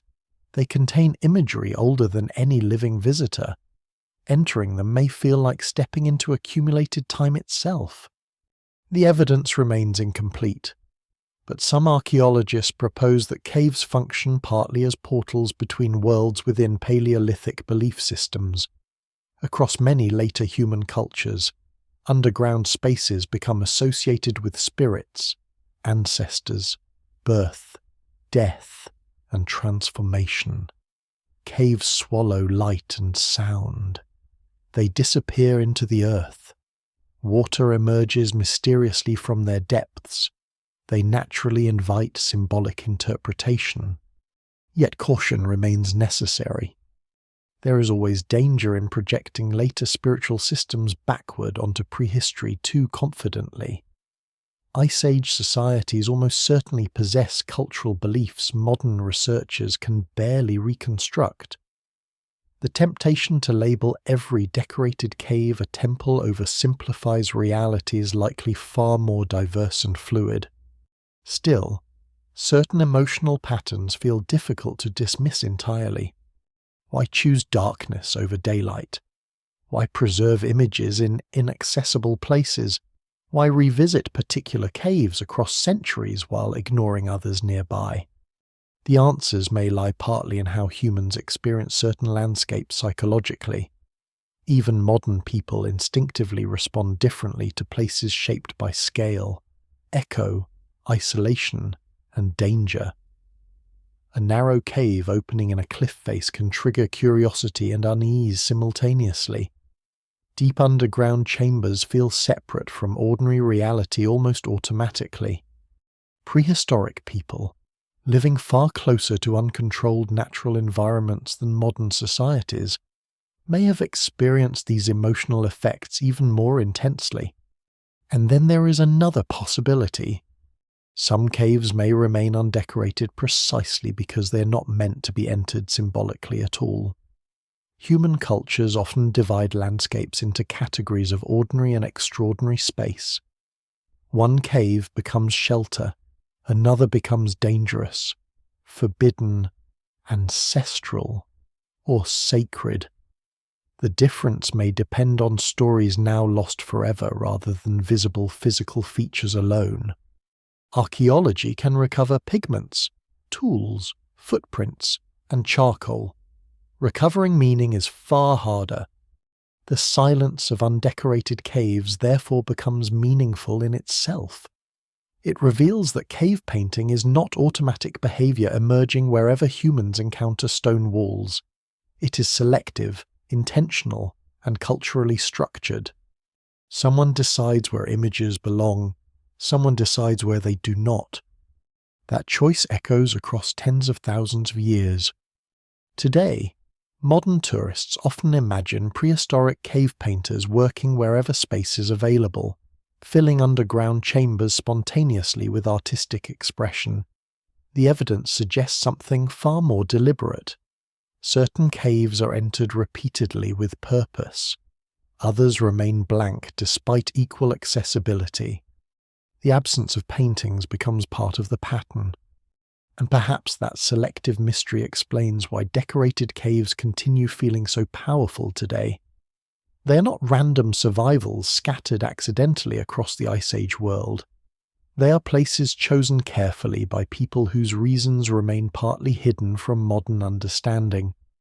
Places where darkness mattered, where echoes mattered, where memory settled into stone, where generations returned carrying fire into the earth because certain caves, for reasons now almost entirely lost, became different from all the others around them.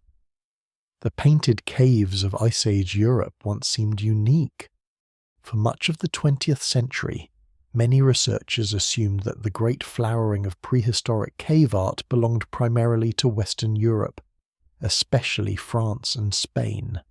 Sites like Lascaux Cave and Altamira Cave appeared so extraordinary that they felt almost isolated singular moments when prehistoric humans in one corner of the world suddenly transformed darkness into art.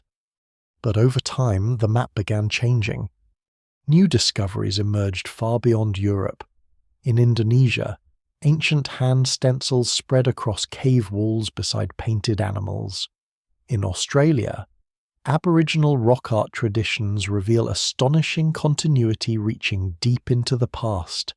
Across Africa, archaeologists uncover engraved ochre pieces, symbolic markings, and painted shelters hinting at cognitive worlds already rich with abstraction long before many European caves are decorated.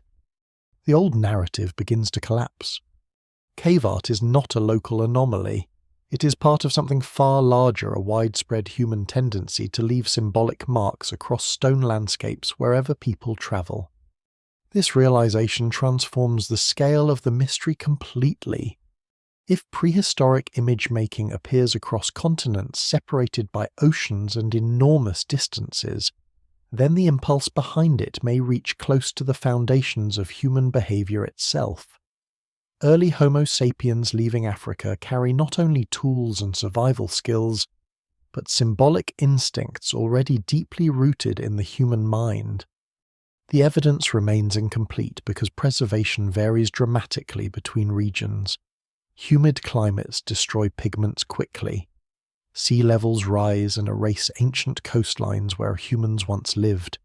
Many caves remain unexplored or inaccessible. Yet each decade brings new discoveries that push symbolic behavior further backward in time and farther across the globe.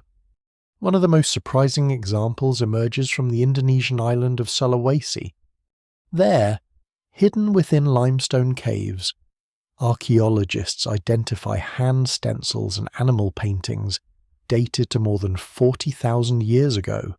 Some images may rival or even predate famous European cave paintings. The artwork includes wild pigs and other local animals rendered with striking confidence. Handprints spread across the walls like echoes from another world. The discovery shocks many researchers because it undermines older assumptions about artistic origins developing gradually in Europe alone. Instead, symbolic image-making appears already widespread among early human populations moving across Eurasia. By the time humans reach regions like Indonesia and Australia, they are already fully capable of abstraction, symbolism, and complex artistic expression. And yet each region develops its own distinct traditions. European caves emphasize large Ice Age mammals, horses, bison, mammoths, lions, rhinos. Australian rock art often includes elongated human figures, spirit beings, and animals adapted to radically different landscapes. Southern African sites preserve engraved geometric patterns and symbolic markings alongside later painted traditions. In the Americas, rock art emerges through entirely different cultural histories after human migrations much later in time. The similarities are striking and the differences matter equally. No single explanation fully accounts for why humans repeatedly create symbolic imagery across such varied environments. The motivations likely shift between cultures, landscapes, and historical moments. Some traditions emphasize animals, others focus on ancestors, spirits, hunting scenes, or abstract forms. Some remain active for thousands of years with remarkable continuity. Australia provides perhaps the clearest example of this long survival. Certain Aboriginal Australian rock art traditions continue into historical periods, maintaining cultural connections to specific landscapes across immense stretches of time. While direct comparison with Paleolithic Europe requires caution, these traditions demonstrate how rock art can function not merely as isolated decoration, but as living cultural memory embedded within land itself.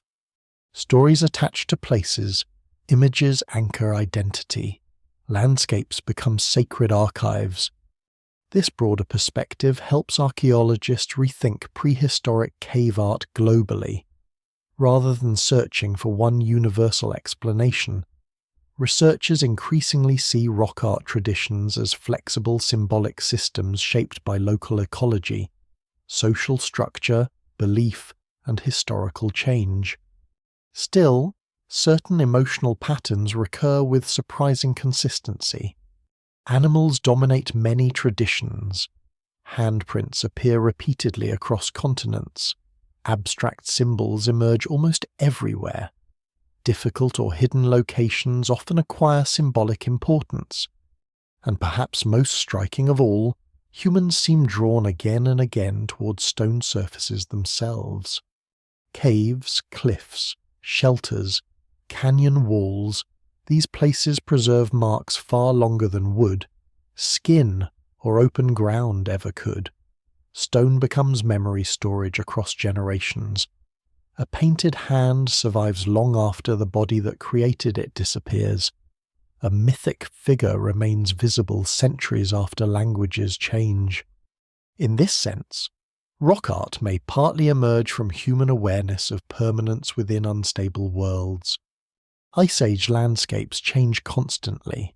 Glaciers advance and retreat. Animals migrate unpredictably. Human groups move across enormous territories. Individuals die quickly compared to geological time. Stone endures. To paint on stone is to place meaning against disappearance. This impulse may explain why even geographically isolated populations repeatedly create similar forms of symbolic marking. Humans everywhere confront mortality, uncertainty, landscape, and memory. Art becomes one way of stabilizing experience temporarily against time itself. Yet global comparison also reveals an important warning. Modern people often group all prehistoric imagery together under broad labels like cave art or rock art, but the actual traditions may differ enormously in meaning. A hand stencil in Indonesia does not necessarily signify the same thing as a hand stencil in Ice Age France. Similar imagery can emerge independently from shared human psychology without requiring identical beliefs or rituals. Archaeologists therefore move carefully between recognizing universal patterns and respecting cultural difference. The caves resist simple narratives. They are not evidence of one lost prehistoric religion spreading across the world, nor are they merely decorative instincts emerging randomly. Instead, they reveal humanity repeatedly transforming landscapes into symbolic environments through image, memory, and shared meaning. And beneath all the regional differences lies one remarkable continuity. Long before cities rise, before farming reshapes ecosystems, before writing records history, human beings already feel compelled to leave traces of thought upon stone. Across continents separated by unimaginable distances, people enter darkness carrying pigment and fire. They paint animals, symbols, spirits, and hands onto cave walls knowing the marks may outlast them. Most never imagine just how long. Tens of thousands of years later, modern people still crawl underground to stand before those images in silence, still trying to understand why prehistoric humans create them, still recognizing something familiar in the impulse itself. The details differ across cultures and continents. The mystery remains universal. Somewhere deep in humanity's shared past, the need to transform stone into meaning becomes part of what it means to be human at all. The world that creates the great painted caves does not last forever. For thousands of years, Ice Age people move through cold grasslands beneath unstable skies, while glaciers dominate huge portions of the northern hemisphere. Herds migrate across open terrain. Mammoths still walk through frozen valleys. Reindeer sweep across enormous distances in seasonal rhythms humans understand intimately. Cave lions stalk the edges of darkness. Then slowly, almost imperceptibly at first, the climate begins to change. The ice retreats, not in a single dramatic event, but through long, uneven warming periods unfolding across generations. Glaciers shrink northward. Forests spread into regions once dominated by open tundra. Rivers change course. Coastlines shift as sea levels rise. Entire ecosystems reorganize themselves gradually yet relentlessly. For prehistoric humans, these transformations alter everything. Animals central to Ice Age life begin disappearing from familiar territories.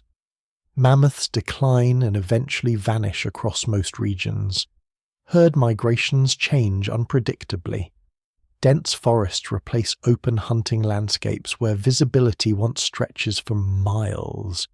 Communities adapted to cold steppe environments must reorganize their movements, technologies, and social relationships in response. The cave paintings remain underground while the world above them changes completely. This environmental transition may help explain why many great cave art traditions eventually fade or transform.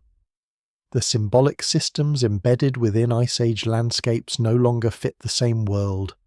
Animals dominating cave walls become rarer or disappear entirely.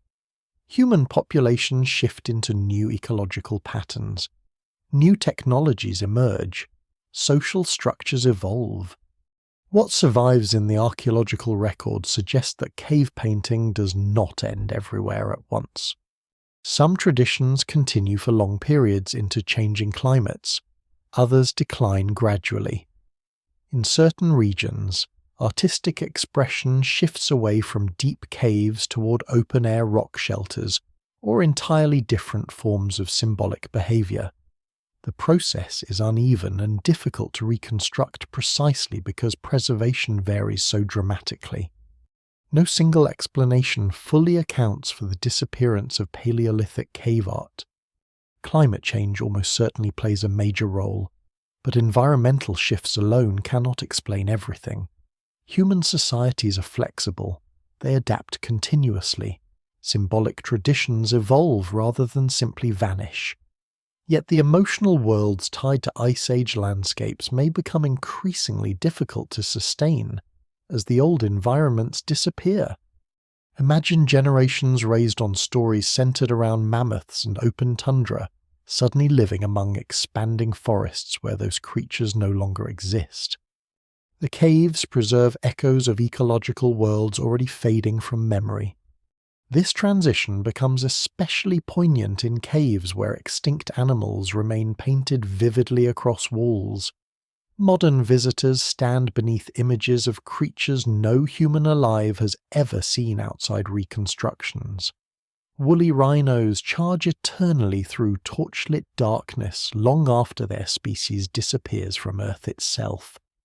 The paintings become accidental archives of lost ecosystems, and they preserve those worlds with emotional intensity difficult to achieve through bones or fossils alone.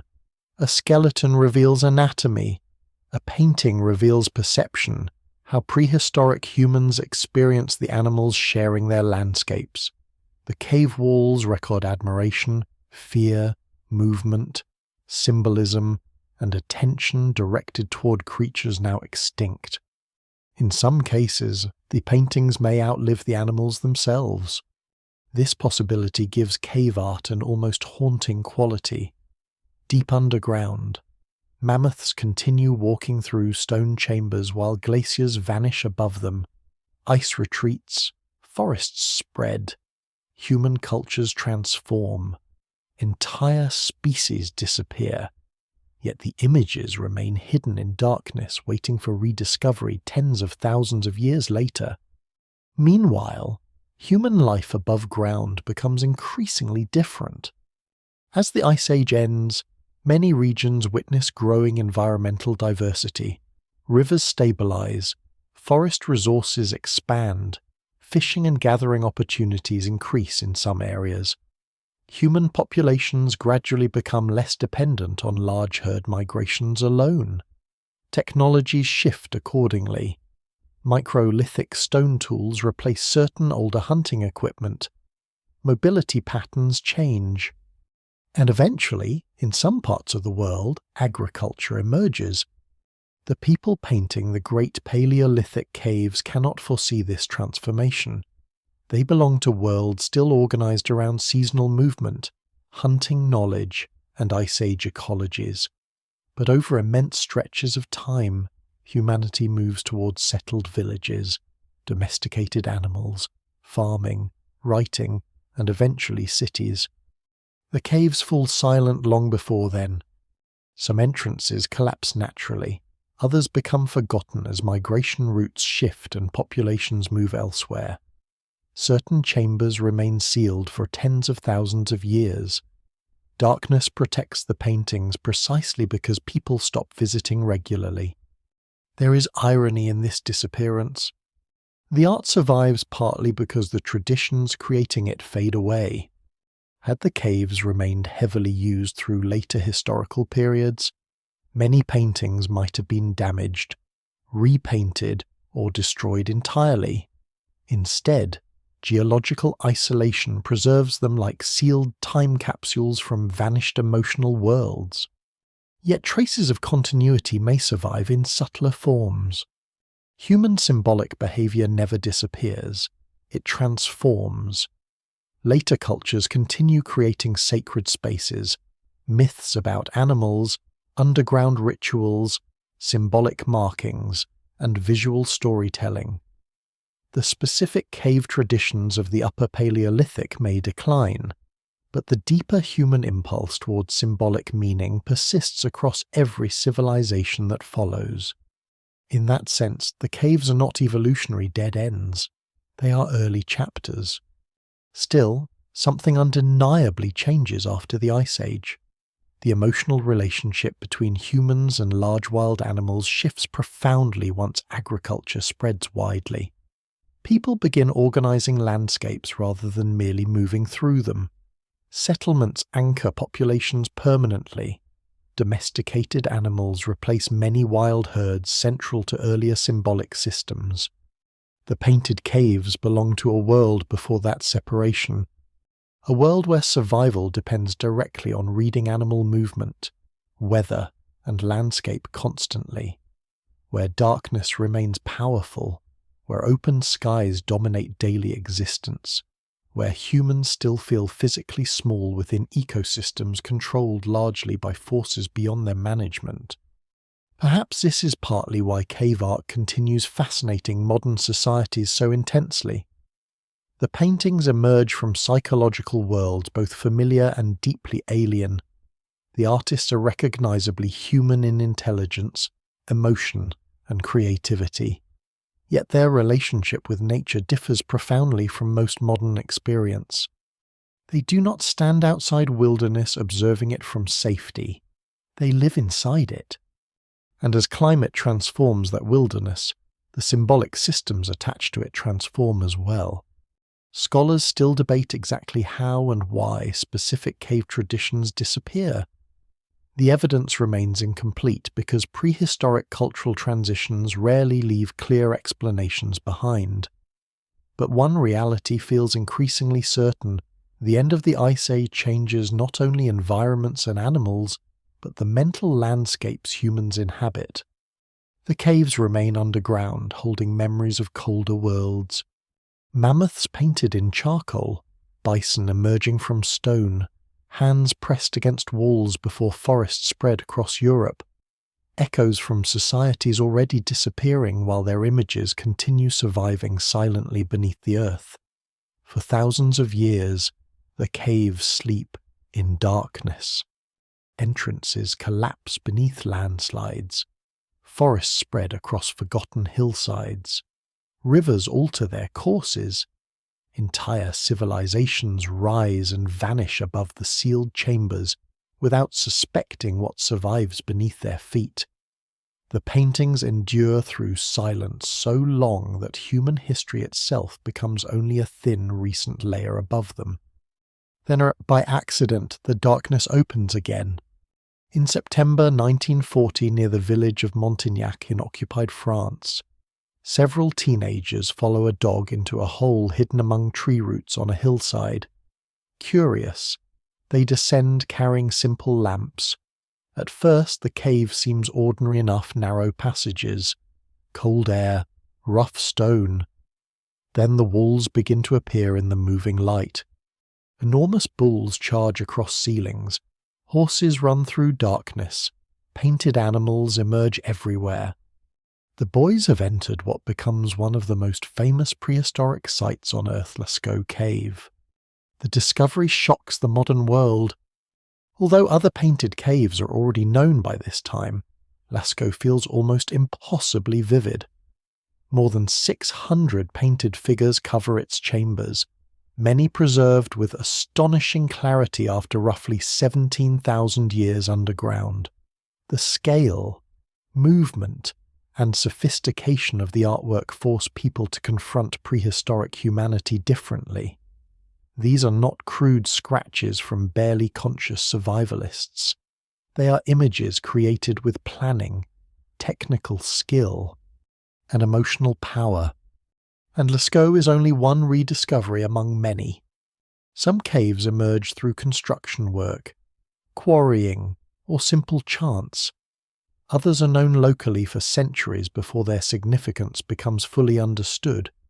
In Spain during the 19th century, the painted ceiling of Altamira Cave is first recognized when a young girl notices animal figures above her while exploring with her father.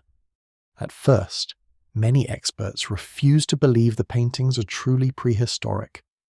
The art seems too advanced, too confident, too alive. Some archaeologists accuse discoverers of forgery outright.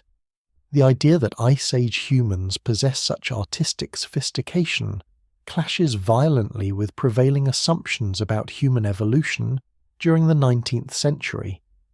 Prehistoric people are expected to be primitive, intellectually inferior, incapable of symbolic richness comparable to later civilizations. The caves quietly destroy that prejudice.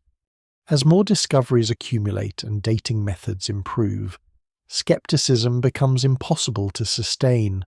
Pigments, archaeological layers, mineral deposits, and associated artifacts confirm immense antiquity. The paintings are real. Humanity's deep past suddenly looks psychologically modern in ways many researchers never anticipated. And with that realization comes another unsettling thought. How many painted caves remain hidden still? The answer is almost certainly many. Limestone landscapes across Europe, Asia, Australia, and other regions contain enormous unexplored cave systems. Some chambers remain inaccessible behind collapsed passages. Others may lie underwater due to rising sea levels since the Ice Age. New discoveries continue appearing even in regions studied for generations. One of the most dramatic examples occurs in 1994 when 3 explorers squeeze through a narrow opening in southern France and enter what becomes known as Chauvet Cave. Inside, they encounter lions, rhinos, bears, and other animals painted with breathtaking sophistication more than 30,000 years ago. The cave has remained sealed by a rockfall since prehistoric times. Footprints still mark the ground, bear skulls rest where they were left, torch traces blacken the ceilings. It feels less like archaeology than interruption. Modern humans are entering spaces untouched since the Ice Age itself. The emotional impact on researchers is often profound. Some describe overwhelming silence, others speak of unease, awe, or the uncanny sensation of proximity to vanished minds. Unlike ruins from historical civilizations, prehistoric caves contain no written explanations mediating the encounter. The images confront viewers directly across immense spans of time, and they are fragile beyond expectation. One of the great tragedies of cave rediscovery is that modern admiration quickly becomes dangerous. Human bodies alter underground environments simply by entering them. Breath changes carbon dioxide levels. Moisture shifts delicately balanced cave climates. Artificial lighting encourages algae and bacterial growth. At Lascaux, tourism becomes so intense during the mid-20th century that the paintings begin deteriorating visibly. Fungi spread across walls. Pigments destabilize. Condensation damages surfaces preserved safely for millennia before modern visitors arrive. Eventually, the cave must close. Today, many famous sites strictly limit access or remain sealed entirely. Detailed replicas allow public viewing while the originals stay protected in darkness. It is a strange compromise. Humanity rediscovers some of its oldest masterpieces only to realize they can barely survive human attention. The caves endured mammoths and glacial ages more easily than tourism. This fragility changes archaeology itself. Researchers now approach cave systems with extraordinary caution. Modern scanning technologies allow digital mapping without direct contact. Tiny traces of charcoal or footprints are analyzed carefully, because even a misplaced step can destroy evidence preserved for tens of thousands of years. The caves teach humility. Every rediscovery reminds modern humanity how incomplete its understanding of the past remains. Entire symbolic worlds survive accidentally beneath ordinary landscapes. A hillside can conceal masterpieces older than civilization itself. Human history stretches deeper than written memory, deeper than myth, deeper even than many societies once imagined possible. And perhaps most haunting of all, the rediscoveries reveal how recently these ancient people still feel. A child's footprint in clay, finger streaks through wet pigment, torch marks scratched against ceilings, handprints pressed against stone by individuals whose bodies vanished before agriculture existed. The caves collapse time strangely. Modern viewers stand beneath painted animals and experience something almost impossible to articulate fully. Not simple admiration, not merely historical curiosity, something closer to recognition. The artists are distant beyond comprehension, yet emotionally familiar in ways that resist explanation. They fear darkness. They tell stories. They seek meaning. They leave traces behind, hoping something of themselves might endure. And against overwhelming odds, something does. hidden beneath hillsides and forests, sealed by stone while empires rise and disappear above them. The painted caves survive long enough for another species of human future to find them again, carrying electric lights instead of torches. Still staring at the walls in silence, still asking the same unanswered question. Why did prehistoric people paint here at all? The answer never arrives completely. After more than a century of excavation, scanning, dating, comparison, and debate, prehistoric cave paintings still resist final explanation. Archaeologists map chambers with laser precision. Chemists analyze pigments, molecule by molecule. Anthropologists compare symbolic traditions across continents and centuries. Neuroscientists study perception, trance, and memory. Yet the caves remain partly closed to modern understanding. Not physically closed alone, mentally closed. The images survive, but the worlds that gave them meaning are mostly gone. And perhaps that absence is exactly why the caves continue exerting such power over modern imagination. They stand at the edge of recoverable history, close enough to feel human, distant enough to remain mysterious. The paintings are not random marks. They clearly matter deeply to the people who create them, but the precise reasons remain fragmented beyond certainty. What survives instead are possibilities. Perhaps the caves are sacred spaces where humans seek contact with forces larger than themselves. Perhaps the paintings strengthen memory across generations, preserving stories and identities in dangerous environments. Perhaps certain animals embody spiritual power, mythic ancestry, or emotional relationships modern people barely recognize anymore. Perhaps the caves function partly as initiation sites, teaching children how to belong to a world shaped by migration, death, and survival. Or perhaps all of these explanations capture only pieces of something far more complex. Human symbolic behavior rarely obeys neat categories.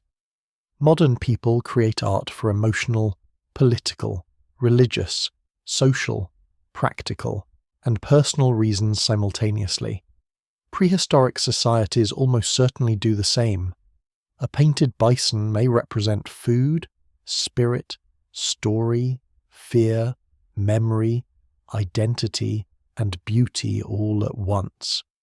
The caves refuse simplification because human beings themselves resist simplification.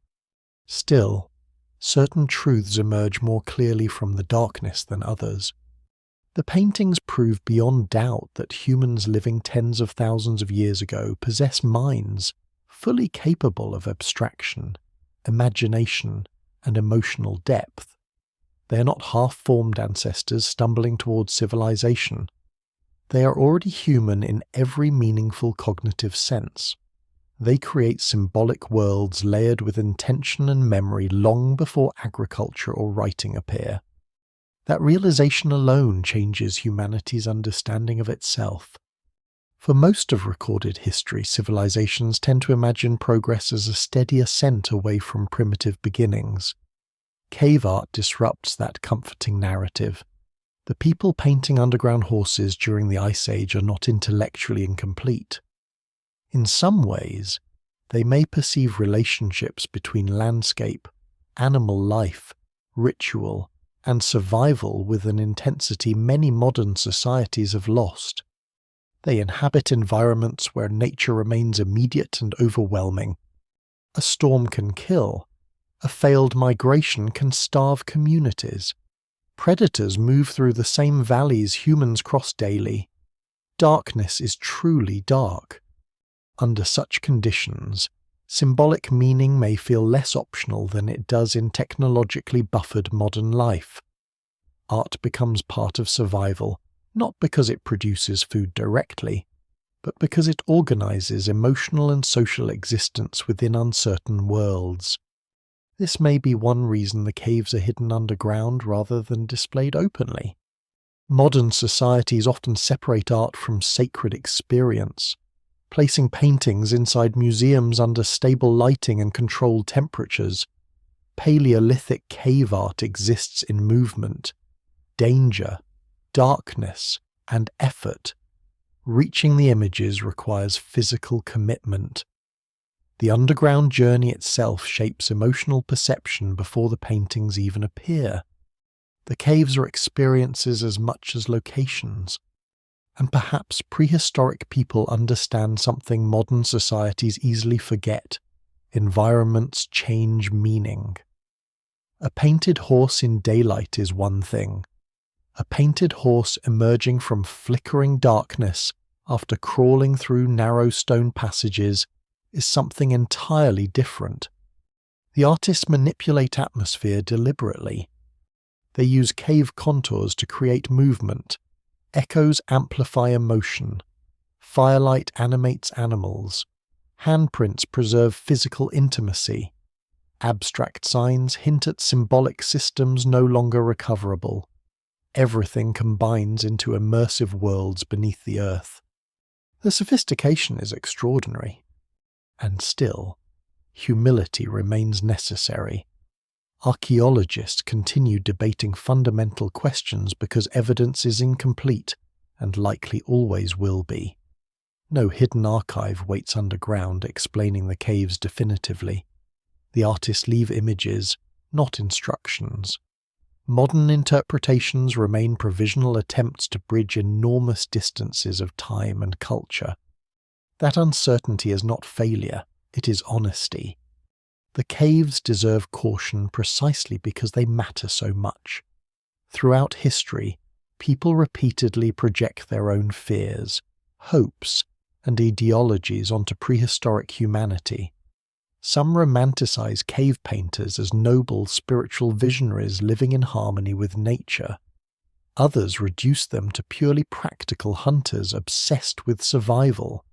Both extremes flatten realities almost certainly far more complicated. The truth is stranger and more human. These people laugh, fear, mourn, teach children, remember stories, and face death under Ice Age skies no modern person has ever seen. They create art because symbolic thought is already inseparable from human life itself. The caves are not evidence that civilization suddenly invents imagination. They reveal imagination existing near the roots of humanity. And perhaps that is the deepest reason prehistoric cave paintings continue haunting modern minds. When people stand before those ancient walls, they encounter not alien intelligence but continuity. The distance between present and past narrows unexpectedly. A handprint on stone still feels recognizable. A running horse still conveys motion. A child's footprint in clay still feels intimate. Across 30,000 years, something human survives contact with time. Not language, or not names, or not nations or histories. Only gestures, images, traces of attention directed toward the world. The caves preserve moments when prehistoric people stop moving long enough to leave marks behind in darkness. Against all probability, those marks endure through climate collapse, extinction, migration, forgotten landscapes, and the rise of civilizations unimaginable to their creators. And even now, deep beneath forests and mountains, some painted chambers likely remain undiscovered still. Hidden passages sealed by stone, animals waiting silently in darkness no human eyes have seen for tens of thousands of years. The caves are unfinished mysteries because humanity itself remains unfinished. Every rediscovery adds knowledge while widening wonder. Every painted wall reminds modern societies that symbolic thought reaches farther back into time than once believed possible. Long before recorded history, humans already descend underground carrying fire into darkness, searching for ways to transform fear, memory, landscape, and survival into meaning. The walls still remember that search. The fire eventually burns low. Somewhere far back in the Ice Age, the last torchlight fades inside a painted cave while footsteps retreat slowly toward the surface world above. Smoke drifts upward through chambers where animals continue moving silently across stone in the dark. A child presses a hand against limestone one final time before turning away. Voices disappear into distant passages. Then the cave becomes quiet again. Outside, the climate changes gradually over centuries. Glaciers retreat northward. Forests spread across valleys once filled with mammoths and wild horses. Rivers reshape the land. Entire species vanish. Human societies transform beyond recognition. Villages appear. Cities rise. Kingdoms fight wars. Religions spread. Languages evolve and disappear. Beneath all of it, the paintings remain waiting. There is something strangely comforting in that endurance, not because the caves preserve certainty, but because they preserve connection. The artist who entered those chambers lived in worlds unimaginably harsh compared to most modern lives. They faced cold, hunger, danger, and instability as ordinary conditions of existence. Yet they still carried pigments into darkness. They still paused long enough to create images no practical necessity demanded. Perhaps that is one of the oldest human instincts of all. To leave traces, to transform fear into meaning, to push back gently against disappearance. The caves reveal that art is not a luxury invented by comfortable civilizations. It belongs to humanity far earlier and far deeper than that. Before written history, before farming, before monuments or kings, human beings already feel the need to mark the world with symbols carrying emotion, memory, and mystery. And maybe the reason those ancient paintings still affect modern people so strongly is because something inside the experience remains familiar. The technologies change, the landscapes change, civilizations rise and collapse, but the human mind continues searching for meaning in darkness much as it always has. The caves simply preserve one of the oldest surviving records of that search. Even now, hidden chambers may still exist beneath ordinary hillsides, sealed away while forests grow overhead and modern roads pass unknowingly nearby. Inside, untouched animals wait beneath layers of silence older than history itself. Horses still run there, hands still rest against stone, firelight still seems almost visible in the imagination. And somewhere in that endless darkness beneath the earth, prehistoric people continue speaking without words, leaving modern humanity listening carefully to echoes that never fully fade.